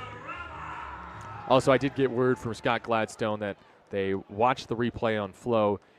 The tag might have touched his hand. And the first pitch is a ball to Casarella on that controversial play where Buford was called out. I'd say if that's the decision, if it's that close, even on replay, the umpire surely should have stood with the call that Alec Conwell made at first. 1-0 pitch is inside, 2-0. So some scores around the Pioneer League. It's 2-0 here in the bottom of the 6th. Runner at first, nobody out. Top of the 7th in Billings, the Mustangs lead the Vibes 5-3. 2-0. Grounded to second, double play chance. Harris boots it, throws from a knee to first for out number 1. Clarkson safely reaches second, and Harris is besides himself. He easily should have made the play for the 4-6-3 twin killing. Instead, Casarella is out 4-3, and Clarkson is in scoring position with 1 away. Kenny Lavari is next with 1 out in the frame. Top of the sixth in Grand Junction, the Jackalopes trail the Yuba Setter High Wheelers 7-5, a much tighter game than the first few games of that series. Man at second is Clarkson, Lavari the hitter, 2-0 Glacier, bottom of the sixth. First pitch is a strike to Lavari, the lefty, 0-1. Score from Boise, the Hawks up 9-1 on the Colorado Springs Sky Sox in the bottom of the fifth. That's disappointing. Wanted the Sky Sox to stay undefeated for as long as possible. 0-1 for Milliken. Lavari breaks his bat, slow roller to short. Cobb bobbles it, flips it angrily in the sky to Milliken. And this Oakland defense has not bailed out their pitcher this inning. I do think that is a hit. Because it was hit so softly, I don't think you can assume. Nope, it's called an error. Okay. We'll see about that. I might inquire about that depending on how this inning goes. Obviously, an error would help Milliken's ERA potentially if Glacier scores in this inning. Looks like James Collier going in the pen for Oakland down there in right field. Here's Kingston Liniak with men at the corners and 1 out. 2-0 Glacier. First pitch outside, ball 1. Bottom of the sixth inning here from Kalispell. In Missoula, it's Paddlehead 6, Great Falls Voyagers 1 in the top of the fifth inning. And then one more score to get to from Idaho Falls. 1-0 pitch to Liniak is a grounder off of himself, 1-1. It's Ogden 3, Chuckers nothing. Raptors up 3 in the bottom of the third inning. And those are your scores from around the Pioneer League on this Friday night. Liniak in this game is 0 for 2. Had 2 hits last night. Clarkson at third, Lavari at first with 1 out. 2-0 Glacier in the bottom of the sixth. Milliken, the righty from the stretch, delivers on 1-1, low and outside, 2-1. Milliken has been really good today. He's given up a few hits, given up a couple runs, but 6 strikeouts and just 1 walk. 2-1 here to the righty Liniak. Breaking ball up in the zone.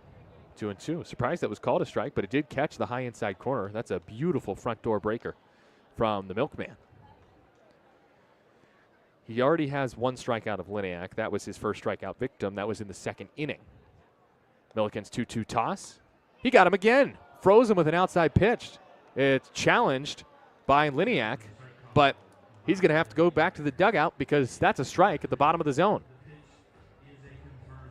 It's a confirmed strike, and Liniak turns his head and walks slowly back to the Glacier dugout. He cannot believe he just looked at strike 3 on a pitch that was barely a strike at the bottom of the zone. Great pitch from the Milkman. He's got 7 strikeouts. And for Noah Milliken, that ties his career high. Next strikeout will be a new career high for the righty. He's at 86 pitches and trying to get out of this first and third jam in the bottom of the sixth. Faces a lefty and Jack Lynch. First pitch is low, 1-0. Good stop by Dylan Tatum with Clarkson at third. Lavari's at first with 2 outs in the bottom of the sixth. It's a 2-0 Glacier lead. It was TJ Clarkson who gave Glacier that 2-run lead with a 2-run single in the third, and he is just 90 feet away from scoring here in the sixth. Milliken from the stretch comes home, and there's a ball served to left field. Racing back, it's over the head of Druick and off the wall. He plays it off the hop and catches it. A late stop sign, runs through it. Cobb's throw in time. He's out. What a throw from Trey Cobb. Nice job by Davis Druick and left to get the ball in quickly to Tremaine Cobb Jr. And the cutoff man corrals the throw, whips it home, and Lavari trying to score from first, out by a mile. Lynch with the RBI double to left field, but Lavari is out 7-6-2. Glacier gets 1 more, but only 1. It's a 3-0 Glacier lead heading to the 7th on 860 AM The Answer.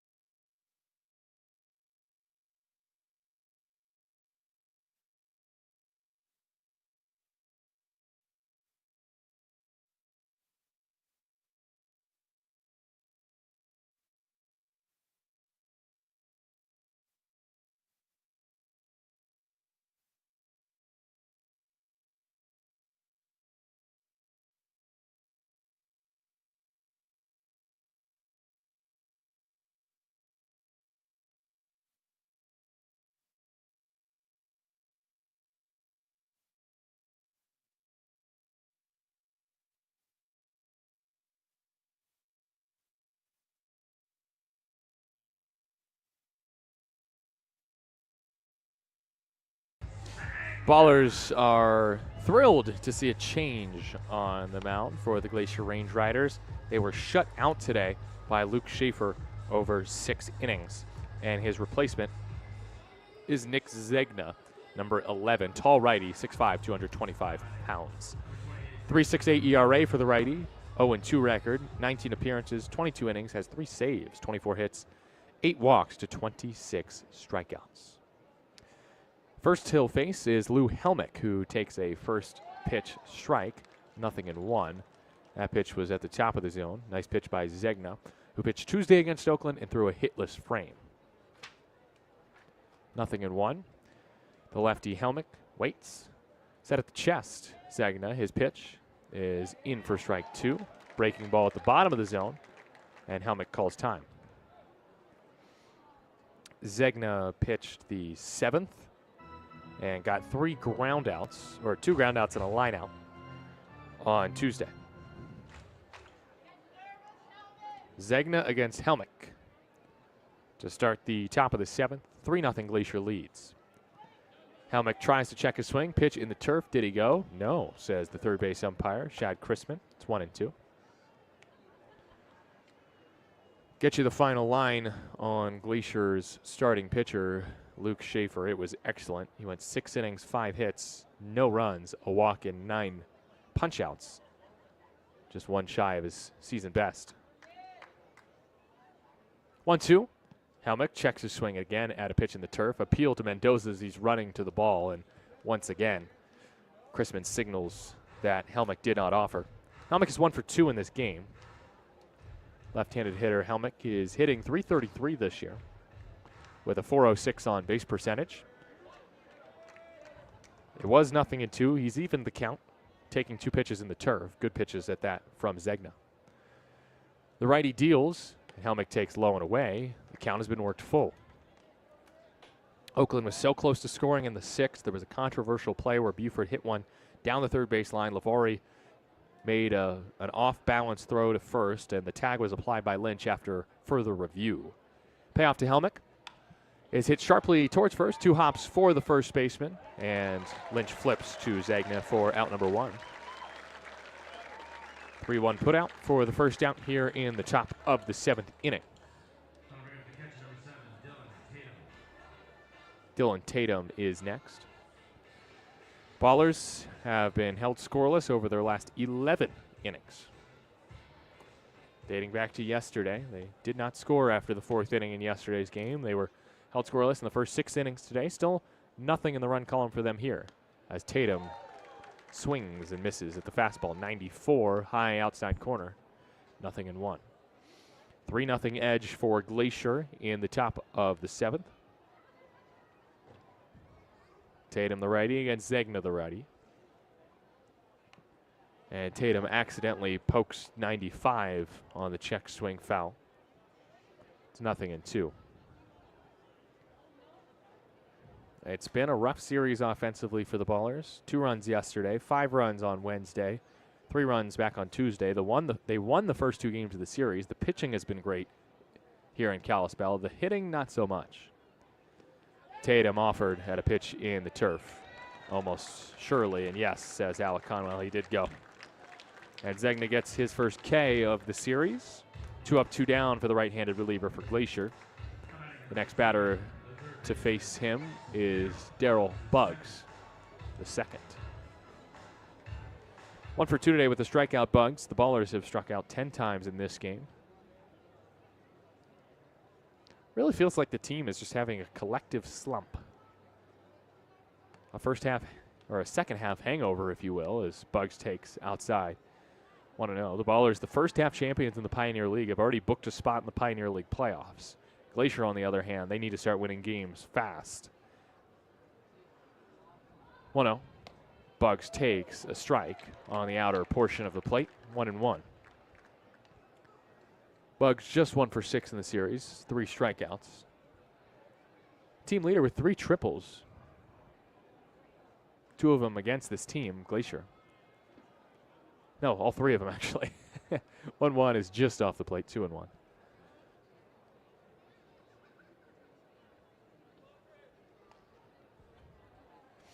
2-1 count. Zegna, the righty, set at the chest. Kicks, fires, Buggs swings and hits it sharply to right center field. This is down, and this is extra bases. Buggs on his horse. He's thinking 3. Buggs is going to be safe by a mile with his 4th triple of the year against the Glacier Range Riders. He tosses the grenade into the Oakland dugout. The first extra base hit of the game for Oakland. 4 triples this year for Darryl Buggs. His first triple of the series, of course. His 4th triple against Glacier. That's wild. 99 off the bat, 346 feet to right center. Now it's Tremaine Cobb Jr. who takes a strike. That was called a strike, even though it was probably a ball. A little too high, in my opinion. And I'm looking at TrackMan, nothing in 1. 2 outs in the inning. Buggs at third. 3-0 Glacier leads in the top of the 7th. Cobb takes outside. 1-1. Ballers maybe should have had a run in the 6th inning. They think so. I agree. But a changed call that was controversially done changed the course of this game. James Collier will get the bottom of this inning. Cobb takes low. 2-1. So the line final for Noah Milliken, he goes 6 today. Strikes out 7. Cobb 0 for 3 with 3 strikeouts. But he cranks one high to center field. Liniak looks up. He's at the track, and he can only watch it fly. Tremaine Cobb Jr. with Oakland's just 2nd home run of the series deposits one over the left center field wall for a 2-run blast. Oakland's back in the game with back-to-back extra base hits. Cobb with just home run number 4 of the season, and it's 3-2 Glacier here in the 7th. Well, 3 strikeouts and then a 2-run bomb. I think Cobb will take it. Long bomb, too. It did not register for some reason on TrackMan. That's so strange. Did not register on TrackMan. No, yes it did. Okay, I've got the numbers for Tremaine Cobb Jr. First pitch, a ball to Leahy. He takes inside. 2-0. That nearly hit him at 95. So it was a 95-mile-an-hour fastball to Tremaine Cobb Jr. And it was high and in, and he got the bat head to it. It was 103 off the bat. 2-0 to Leahy is a strike, 2-1. 103 off the bat. 34-degree launch angle and 406 feet. That's ironic because 406 is posted in dead center field. That's the area code for the entire state of Montana. Leahy fouls it back 2-2. So the Ballers are right back in this game after falling behind 3-0 in the bottom of the 6th inning. They score 2 here with 2 outs in the 7th. Darryl Buggs the 2nd with the triple. Tremaine Cobb Jr. with the 2-run bomb. 2-2 with 2 outs to Leahy. Zegna delivers. Leahy takes low and away. Zegna's not had a lot of success against Oakland this year. 2 earned runs his first time facing them, 1 his second time. Gave up 5 hits in that first time facing Oakland. Blew a save on June 21st against the Ballers. 3-2. Leahy pops it up. Foul ground, right field. First baseman Lynch running out of room, reaches over the berm and nearly falls into the berm. The kids go scrambling for the loose foul ball. And Leahy lives to see another day. He chased ball 4, by the way. That was high at 95. Looks like Christy Collier tuned in just in time, not only to hear that Tremaine Cobb Jr. homer, but her son's about to go in and pitch. Another payoff on its way to Nick Leahy. It's grounded towards third, picked up by Lavari. His throw to first is on the money for out number 3. Ballers back in it. 2 extra base hits in the frame. They don't strand any runners. A triple by Buggs, a 2-run tank from Tremaine Cobb Jr. 3-2 Glacier. Time to stretch here from Kalispell on 860 AM. The Answer.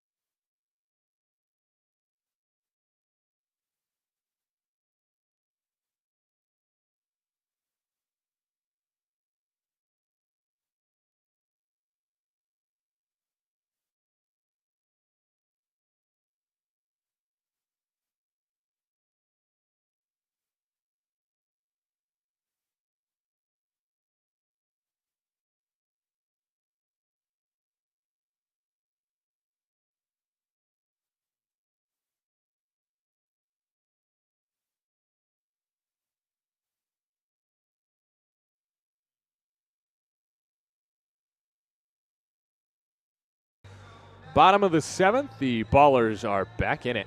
It is 3-2 after the Trey Cobb 2-run bomb to center field in the top of the 7th inning. Nevada Cullen with you. New pitcher for the Oakland Ballers. And for the Milkman, it is James Collier. If Noah Milliken's the Milkman, maybe James Collier can have a nickname that's related to a drink or something cold, since his last name is Collier. I don't know. We were talking about nicknames earlier.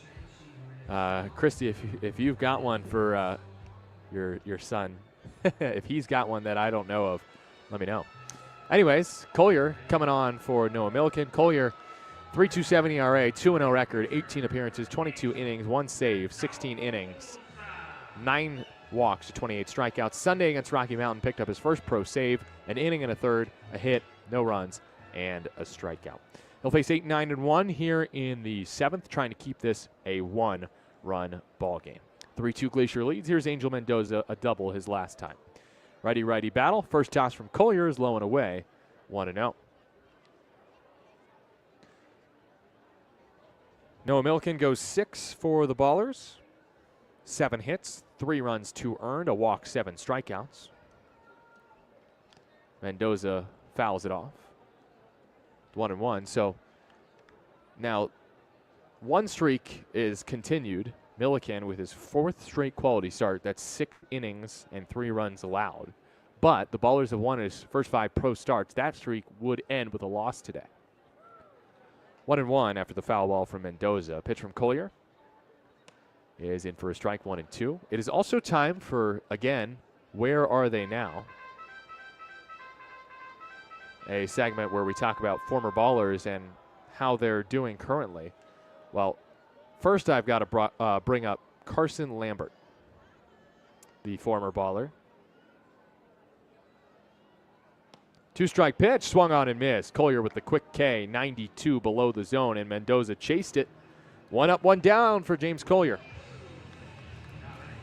So Carson Lambert, who was traded earlier this week to the Lexington Legends of the Atlantic League in hopes that Lambert will get noticed a little more easily by a Major League Baseball team, made his Lexington Legends debut yesterday in an 8-3 win against the Gastonia Ghost Peppers. And let me tell you, he was awesome. He actually might have faced a former Range Rider in Ryan McCarthy in that game. He did play McCarthy. First pitch to Cade Wood, the 9-hitter, swung on and missed. Not even close. He was late on 90 off the plate. 0-1. But Carson Lambert in his first Atlantic League outing, how about 1 inning where he struck out the side in order on just 10 pitches. 9 were strikes. Ground ball, 1 hop back into the mid of James Collier. Easy underhand flip to Almanza at first. We're out number 2. 2 out, space is empty. Bottom of the 7th. Glacier leading Oakland 3-2. But how about Carson Lambert? My goodness. According to Aaron Miles, he was sitting 94, 95. Lambo was all gas, no brakes in the game against Gastonia in his Atlantic League debut. I also have another former Ballers reliever that I want to talk about if there's time. First pitch from Collier somehow called a ball, even though it's at the top of the zone, 1-0. How about Braden Nelson for the Long Island Ducks? He has been money in the Atlantic League this season. Pitched a scoreless inning today in a win for the Long Island Ducks and struck out one. Did not allow a hit. Slow chopper. Collier is going to take it himself. Throw to first. What a play by James Collier. Goodness gracious. Collier was the only man who could field that slow chopper down the first base line. He scooped it up with the glove, ran into foul territory, threw on the run to first base, and in plenty of time to get Ashworth for out number 3. So Collier makes the last 2 assists of the 7th inning and strikes out a batter in a perfect 7th frame. That means we go to the 8th inning. Oakland within 1. It's 3-2 Glacier on 860 AM. The Answer.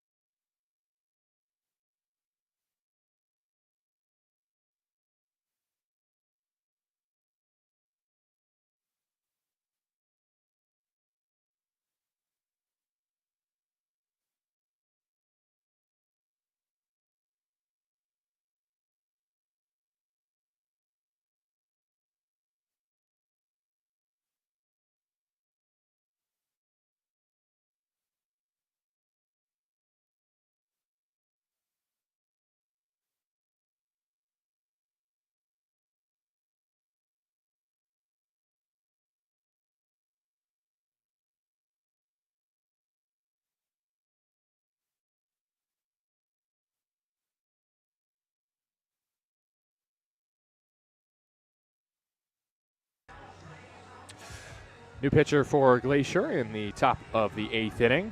They lead the Ballers by just 1. It's 3-2 after the 2-run homer by Oakland's Tremaine Cobb Jr. in the top of the 7th. That was a 2-out bomb. Davis Druick will lead off the top of the 8th against the new pitcher, Luke Cooper, who's making his 3rd appearance of the series. Lefty, 24 years of age from Gainesville, Georgia, 4.11 ERA, 2-0 record. His first pitch to Druick is a breaking ball high, 1-0. 26th appearance. That's how many he made last year for Glacier, Luke Cooper. 30 2/3 innings. He has 1 save. Druick hack and a miss on a breaking ball, 1-1. 26 hits over 30 2/3 for Cooper, 17 walks and 41 strikeouts. It's good for a 12 strikeouts per 9. Druick takes a strike high in the zone, 1-2. Cooper Tuesday against Oakland pitched a scoreless inning, but Wednesday, not the case, as the 1-2 bounces into Druick, 2-2. Now Wednesday, Luke Cooper allowed an 8th inning oppo taco to Christian Almanza, who is due up 3rd in this inning. 2-2 in the turf, 3-2.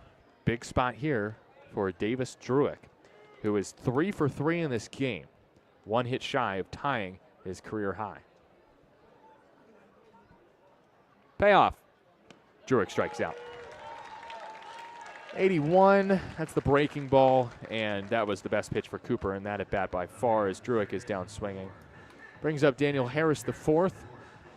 I've talked a lot about this. I'll say it again. He did have a game-tying 2-out triple in the 8th against Luke Cooper, but that was all the way back on June 4th.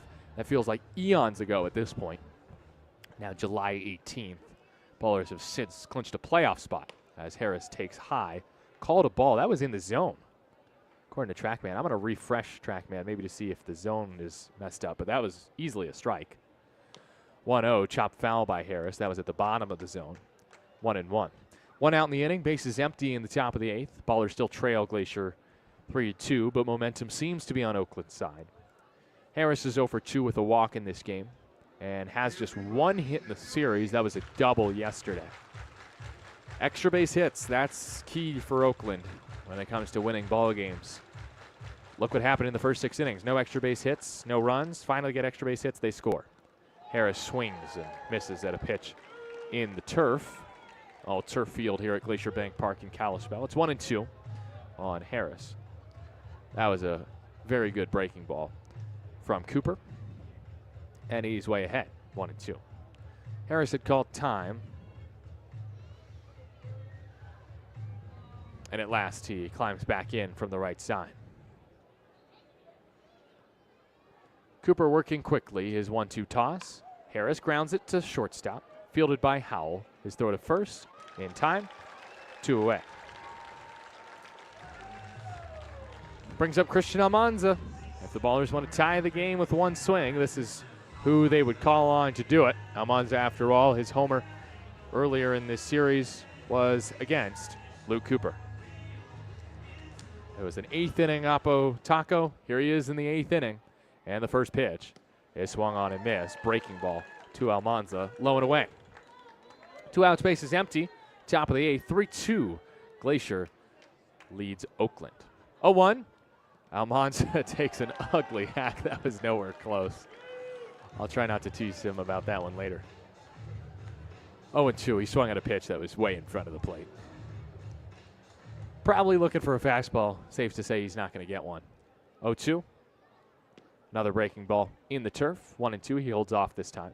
He is 0 for 3 today, but has hit the ball well, flying out to left and center field, and then reaching on a fielder's choice. 5-game hit streak on the line for Almanza. Cooper nods, winds up, delivers. Almanza strikes out. 2 strikeouts in the inning for Cooper. Uses the breaking ball to get Almanza, and Cooper pitches a 1-2-3 8th inning. We go to the bottom of the 8th. Ballers still trailing Glacier 2-1 here from Kalispell on 860 AM. The Answer.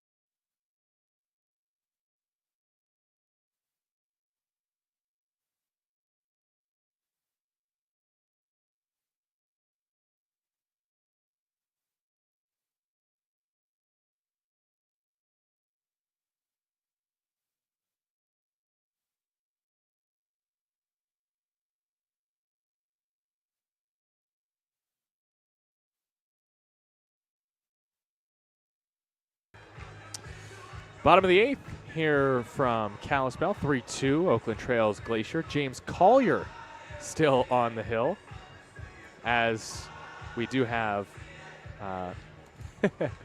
James's mom, Christy, tuning in on YouTube. Thank you, Christy, for that. We always want to make sure we're getting the guys' pronunciations right, and I guess for some reason Collier became Collier at some point in the year. I think it's not the easiest name to pronounce, but I think that we can make sure to get it right. Am I right? I like her way of explaining it. Don't forget to call your mom. That's great. Don't forget to call your mom after this one, James Collier. He's been good so far. A strikeout and 2 assists off the mound. The Ballers pitcher has thrown out 2 runners on ground balls. He'll face 2, 3, and 4 here in the 8th, trying to keep this a 1-run game in Kalispell. 3-2, Range Riders lead in the 8th. First pitch from Collier is low and away, 1-0. Howell today is 1 for 3 with a strikeout. I'm Nevada Cullen, not Nevada Cullen, just like it's James Collier, not Collier. 1-0. Somewhere near the outside corner, but called a ball. I guess it was just a little low from James. Chris Dorr is back on our 860 AM The Answer studio. I like the nickname that the Buttses are calling James. 2-0 is high, 3-0. The Big Dipper. Why is that? It's because of his motion. James Collier, before he comes set, dips. He sinks, then rises again, before settling at a more regular height. 3-0. Pitch from Collier. Collier. Strike on the outside corner. 3-1. And Christy says the dip is brand new. She doesn't even know where it came from, but it certainly does make him stand out in a good way. 3-1, hitters count. Pitch to Howell from Collier. Popped up, shallow right field. Tough play for Helmick. He waves everyone off and makes the catch for out number 1 here in the bottom of the 8th. Collier attempting to set the table for what I can only assume to be Connor Sullivan in the 9th. That's if the Ballers do score in the top of the 9th. Looking ahead, the Ballers will have Buford, Helmick, and Tatum, 6, 7, and 8, due up against a right-hander for Glacier. Clarkson fouls one back to the screen, 0-1. Let's see who that is. 17, that's Rain Supple, who's back in the closer role for Glacier.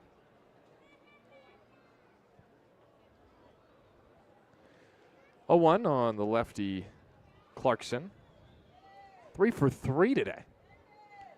Can Collier get him? This is high there, 1-1. TJ Clarkson's season high is 3 hits. He's had now 6 3-hit games this year. I would say he's Glacier's best hitter. I'm a little biased because of what he's done against Oakland. 1-1 is too tall. He has a whopping 5 long balls against the Ballers. Off of today's starter Milliken, off of Brody Iglite, who's on the IL, off of Zach St. Pierre, and 2 versus Caleb Franzen. 2-1, Collier set at the belt. Clarkson, the lefty, takes high, 3-1. Collier smart not to give in to Clarkson. You'd rather face Casarella, the way Clarkson has hit against the Ballers this year compared to Casarella. Casarella hasn't been bad against the Ballers, but Clarkson's just been so good. 3-1 from James. Collier's pitch, too tall, pops into and out of the mitt of Tatum, and Clarkson walks on 5 pitches. James Collier doesn't walk many. That's just his 10th walk. Signed from the open tryout at Raimondi Park in March. Impressed with a low 90s fastball, a slider, and a splitter. Hadn't played baseball in nearly a year, but he has been rock solid on the hill. JT Mabry in to run for TJ Clarkson at first to get a little bit more speed there and maybe stay out of a double play, I guess is the thought. Or at least advance to second if there is like a wild pitch or something along those lines.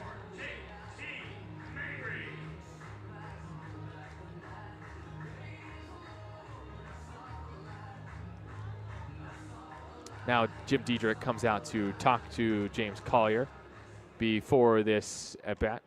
Xavier Casarella to hit with 1 out in the bottom of the 8th inning. Glacier is leading Oakland 3-2. This will be an all-team meeting on the mound with Collier and everyone but the Oakland outfielders. The whole infield is in to talk to Collier, who has been very good this season, 3.27 ERA. Ballers landed him out of anonymity. Split his college career between Ohlone College, shorter, and Cal State East Bay. Last pitch for Cal State East Bay in 2023. He's a Hayward native, James Collier, and Aaron did say, Aaron Miles, that Collier's a guy who was on our radar before the tryout. We were happy to see that he came. Don Wakamatsu had seen him in person once or twice, and we'd seen a lot of video on him. Had some correspondence back and forth. He's a guy who had been out of the game for a year. You're going to find that a lot in indie ball, but what they saw at the open tryout was too good to pass up on. 1 out runner at first is Mabry. Casarella at the plate. The righty takes low. 1-0. Aaron Miles said what we saw was a 91-92 with good cut, good slider. Guy who has the ability to pitch in this league. He just needs to put it all together and be someone who can be consistent on the mound. 1-0. Casarella, fly ball right field towards the Ballers' dugout, or bullpen, and then it one hops into the berm. 1-1. And Collier has been that. He has been consistent. 11 2/3 innings in his last 10 appearances with 0 runs allowed, shrinking his ERA to 3.27 on the year. 1-1 count on the right-handed hitting Casarella, who's 0 for 3. Collier from the stretch fires high, 2-1. Casarella in this series is 1 for 14. His lone hit a double yesterday. A throw to first nearly sails on Almanza. He corrals it though. Collier almost threw it away.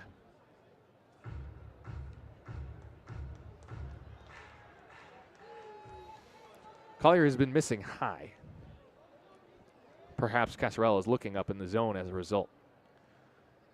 2-1 to Casarella. He swings and misses. That is a devastating breaking ball from James Collier. That's that good slider that he has. And he evens the count at 2 apiece. Collier sinks, rises, settles. 2-2 from the Big Dipper. Grounded towards second. It sneaks through the right side. Mabry stops at second base. Good 2-strike approach there from Casarella. So first and second with 1 out for Kenny Lavari. Glacier attempting to give Rain Supple some insurance. Their closer, Supple. A 3-2 lead for Glacier in the bottom of the 8th inning. 1 out, 2 on for Lavari, who is 0 for 2 today, reached on an error and also walked. Left-handed batter, has driven in just 10 this season. Collier hoping to roll up a double play here. The Ballers are one of the best teams in the league at turning 2. 44 double plays this season. That's tied for second in the league as Lavari takes low, 1-0. The fielding percentage for Oakland, by the way, of .969 is now the best mark in the Pioneer League. They have made 1 error today, though. Mabry at second. Casarella at first. 1-0 count. The lefty Lavari. The righty Collier's pitch is hit sharply to second. Harris gobbles it up. Throws to second for 1. Throw to first in time. 4-6-3 go the Ballers for the twin killing. That's number 45 on the season as Collier rolls up the double dip. Glacier is held scoreless in the 8th. We go to the 9th. Oakland trailing by 1. 3-2 Glacier on 860 AM The Answer.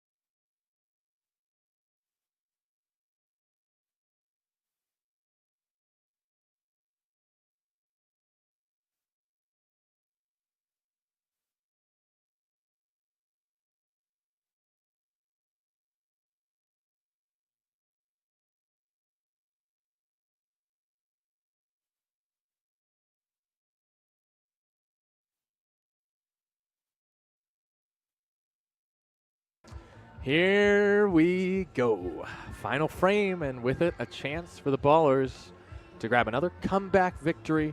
They trailed 3-0. It's now 3-2 with a 2-run bomb by Tremaine Cobb Jr. in the 7th. He could very well come back to hit in this inning if the Ballers can send 5 men to the plate. It's 6, 7, and 8 due up, starting with Cam Buford, who is 0 for 3 and due. He will face Rain Supple. Supple, the closer for the Glacier Range Riders, was starting games at the beginning of the season and has given up a bunch of runs to the Ballers as a result. Ballers beat him in an 8-4 game on June 8th and a 10-6 game on June 20th.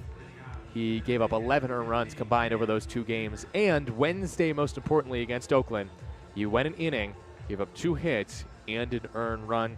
Supple pitched the 9th and gave up a hit to Jake Allgaier, who would be available off the bench, and an RBI single for Nick Leahy, who is not due up until 6 batters in this frame. Supple 5.89 ERA, 1-4 record, 13 appearances, 6 starts, 3 saves, 36 2/3 innings, 40 hits, 19 walks, and 37 strikeouts for the righty, 26 years old, from Shelburne, Vermont. Here is Cameron Buford. First pitch inside, called a strike. He challenges. He challenged correctly last time. Oakland has all 3 challenges remaining until now because that's just on the corner. Buford says, okay, let's dig in, and let's see what we can do now down 0-1. Cam on a 5-game hit streak. That would be snapped if he cannot hit safely here. And he hits it off the cap of the bat towards the Oakland dugout, and it rolls towards fair territory. It'll stop just between the first base line and the first base coach's boxes. James Harris is having trouble getting it into the Oakland dugout. 0-2 with no one out. First pitch, or next pitch, is outside. 1-2. 3-2. Glacier leads Oakland here in the 9th. A perfect 8th inning thrown by Luke Cooper, the lefty. He struck out 2. 1-2 now on Cam. Pitch from the righty, Supple is low and away.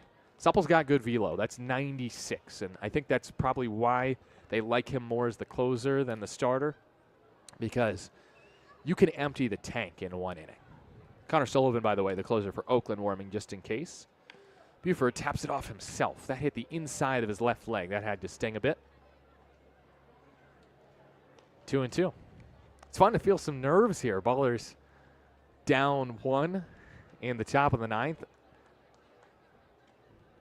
After all, they've already clinched a playoff spot, but there's still a little bit left to play for that number 1 overall seed in the Pioneer League playoffs. 2-2. Buford takes way outside, 87. And if Supple's not careful, he'll walk the tying run with nobody out in the top of the 9th. 3-2, Ballers trail the Glacier Range Riders.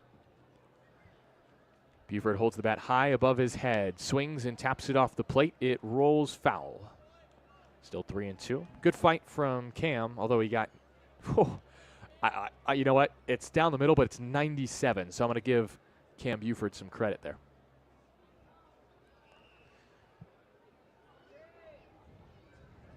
Buford 3 hits in the series, none today. He has 2 strikeouts to his ledger. Ballers don't have a hit since Cobb's home run. That's tapped foul late past James Harris down the first base line. Still 3-2. That was 97 again. Supple throwing harder than any pitcher that we've seen throw this series. Buford against Supple, righty on righty.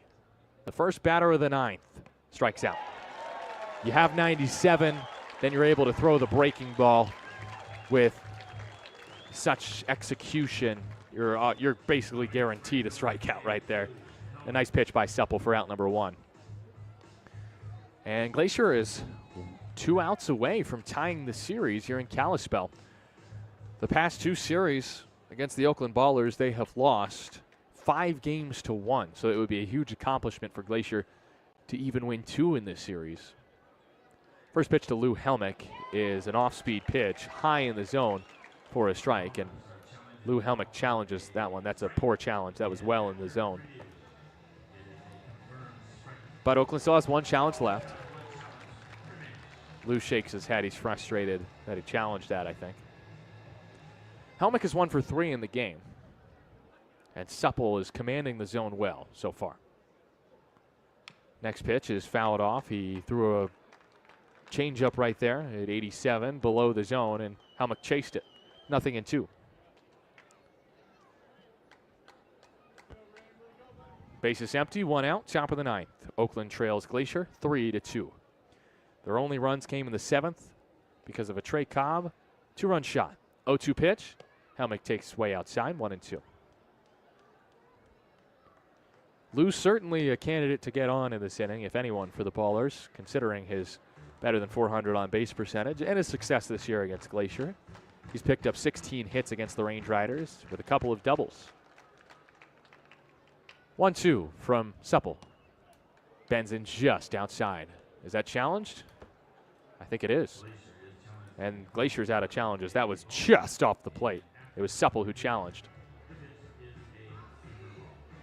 I don't think he'll be too shaken up about it. It was a good pitch to challenge, but it was just off the edge. So it's 2-2 on Helmick with 1 out and the bases empty in the top of the 9th. Helmick has hit 3 balls pretty weakly today. He hasn't hit a ball that has left the infield. 2-2. Chopped. Left side. Foul. 86. He is, I don't think, the last 2 pitches have been off-speed pitches to Lou. He threw a 96-mile-an-hour fastball the pitch prior. That was way outside, though, and uncompetitive. See if he dials it up again here. He can touch 97. Instead, he throws off-speed, high and away with the changeup, and Helmick chased what he hoped was a fastball.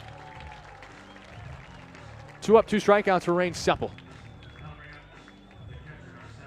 The last hope for Oakland, it's Dylan Tatum, who is a strikeout away from a golden sombrero. Baller struck out 9 times against Schaefer, 1 against Zegna, 2 against Cooper, and they have already struck out twice against Supple. Glacier 1 out away from tying the series at 2 games apiece. This Oakland offense finally ended their scoreless streak at 11 innings, but just 2 runs, and that's not enough. First to Tatum. He sits fastball. He hits it up the middle. Fielded by Howell. His throw to first is in time for out number 3, and James Harris just slams his helmet into the turf. Dylan Tatum is also very confused. This game is over 3-2 unless Alec Conwell talks to the other umpires and changes his call. And Jim Diedrich being told to stay off the field by Craig Struble, the home plate umpire. Aaron Miles more calmly talking to Craig Struble and asking the umpires to talk about this. If the call is overturned, Glacier's already in the handshake line with the victory. The umpires theoretically, I think, could overturn it. They certainly thought that the first baseman, Lynch, pulled his foot off the bag, and it kind of looked like it to me. Now Alec Conwell will talk to Craig Struble. I have the feeling this call will stand. Safe is the call. The game is not over. Oh my goodness. He pulled his foot. He pulled his foot, and Glacier has to take the field again. No way. No way. I just heard somebody slam the wall next to me. That is incredible. Tatum reaches on, now we'll see what the call is. It was a ground out. This game is not over. And we'll see if the Ballers go to a pinch hitter here. I think Isai Santos is going to hit for Darryl Buggs, who did triple last time. But this is a righty in Supple. And I guess that was off a righty in Zegna. I don't know. Just want to get a lefty in there. So Dylan Tatum, I think, will be replaced by Zach St. Pierre, who's skipping through the dugout. This game is not over. It's rolled an infield single for Dylan Tatum, who had struck out in his previous his previous 3 trips to the plate. Wow. Oh, my goodness. The Ballers had lost 3-2, and then they didn't. Imagine if the Ballers find a way to win this game. The crowd will not be happy. You know what? Craig Struble hasn't been perfect tonight. There was one call that was changed against the Ballers. Now a call that's changed for the Ballers after the first baseman, Lynch, pulled his foot on that infield hit by Tatum. And now it's Isai Santos trying to play hero, or in the eyes of the Range Rider faithful here at Glacier Bank Park, Santos trying to play villain. Here we go. Santos, the lefty, the pinch hitter. First pitch low, 1-0. Santos also, mind you, very good at walking. 24 walks this year. However, he's also on a 4-game hit streak. 1-0 count. Pitch. Low, 2-0. 2-0. 2 outs. Top of the 9th inning, 3-2. Oakland trails Glacier. This game was over until it wasn't. The pinch runner is Zach St. Pierre at first base. The pinch hitter is Isai Santos. And a throw over to first just to keep St. Pierre honest. Oh, man, this is why I love baseball. Glacier was literally, they had finished shaking hands and giving each other high fives after the game, but the call was changed afterwards. Santos swings, sends it high and deep to center field, but it is not far enough. He misses a go-ahead homer by a matter of probably 20 feet. And this game is over, and Glacier can shake hands for a second time. What a finish here in Kalispell. 99 off the bat of Santos. He got a middle fastball at 96 and did not miss it at all. 372 feet to center field, but he flies out in the end, and the Ballers fall for just the second time in their last 21 games, the third time in their last 21 games. They lose back-to-back games for the first time in forever. 3-2 is your final here from Kalispell. We will step aside. Post-game show when you return here on 860 AM The Answer.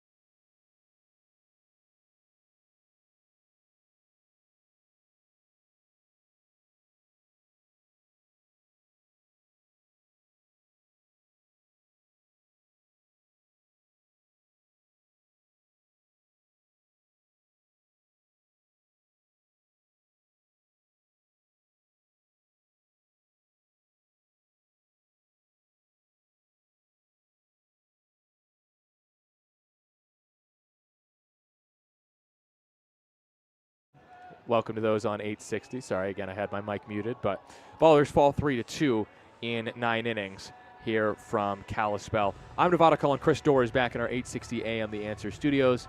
But the question, I guess, is how did this game happen? How did the Ballers end up losing in the end? Because they really did almost come back and win tonight. Well, it starts with the Glacier offense in the bottom of the third. A 2-run single from TJ Clarkson. That was the only run-scoring hit until the 6th inning of this game, which then in the 6th, it was an RBI double by Jack Lynch that made it 3-0 Glacier. Although there was a great relay, drew it to Cobb, to Tatum, to erase Lavari at the plate and keep it 3-0. That was a crucial play in this game because it kept Oakland in it. Oakland was held scoreless through 6. Fast forward to the 7th. Darryl Buggs II hits a triple the other way. And then Tremaine Cobb Jr., after Buggs' 4th triple, all against Glacier, Tremaine Cobb Jr., a 2-run blast to left center field to put the Ballers within 1, 406 feet to left center for Cobb. James Collier held it down in the 7th and the 8th innings. 2 innings, 1 hit, no runs allowed, a walk and a strikeout. And then in the 9th, oh boy, Ballers strike out the first 2 hitters against Supple. Then Dylan Tatum, a little chopper, hit behind second. The shortstop Howell makes the throw to first. It pulls Lynch off the bag, but the call is out at first, and Glacier celebrates having won the game, except they didn't because the umpires convene, and then after a lengthy discussion decide that he did pull his foot. Indeed, he is safe at first. Dylan Tatum with an infield single. So Glacier has to retake the field, and Supple has to face Isai Santos, the pinch hitter, who smacks a middle fastball at 96, 372 feet, which if he hit it to left or right field, it would have been a home run. He hit it to center, and it was caught by Liniak for out number 3. The game would end just like that. Well, your final line score tonight, the Ballers only managed 2 runs on 8 hits, 1 error. They've really got to pick the offense up in the final 2 games of this series. It's been slow going so far. 3 runs on 8 hits, 1 error for Glacier. Just 1 run. That was the difference in this ball game. The winning pitcher, Luke Schaefer, improves to 4-1. Noah Milliken, his first pro loss, is now 2-1. Rain Supple gets his 4th win of the year. The game started at 7:09 local time and wrapped up at 9:25. That's 8:25 back in the day, back in the Bay, for a final runtime of 2 hours and just 16 minutes. That might be the quickest game the Ballers have played all year on this Friday, July 18th, on an 83-degree night here in Kalispell. Ballers fall to 39-13 on the season, 2-2 in the second half. Glacier improves to 19-33. Most importantly for them, 2-2 in the second half, as the Range Riders have evened the series at 2 games apiece here in Kalispell. That does it for today's broadcast here from Kalispell, Montana. Our final score, 3-2, Range Riders over the Ballers, a final in 9 innings. Big thanks to those who helped make the broadcast possible, including Ballers co-founders Paul Friedman and Brian Carmel, Ballers assistant general manager Tyler Peterson, Brennan Colthurst, and Chris Dorr back in our 860 AM The Answer studios. Also, big thanks to you, the listener, and we'll have more baseball coming up. Our coverage of Saturday's Game 5 of the 6-game series will start at 6 p.m. pack time on 860 AM The Answer and on YouTube. We hope that you can join us. Again, our final score, 3-2 Range Riders. I'm Nevada Cullen saying so long. Thanks for listening to Oakland Baseball on 860 AM The Answer.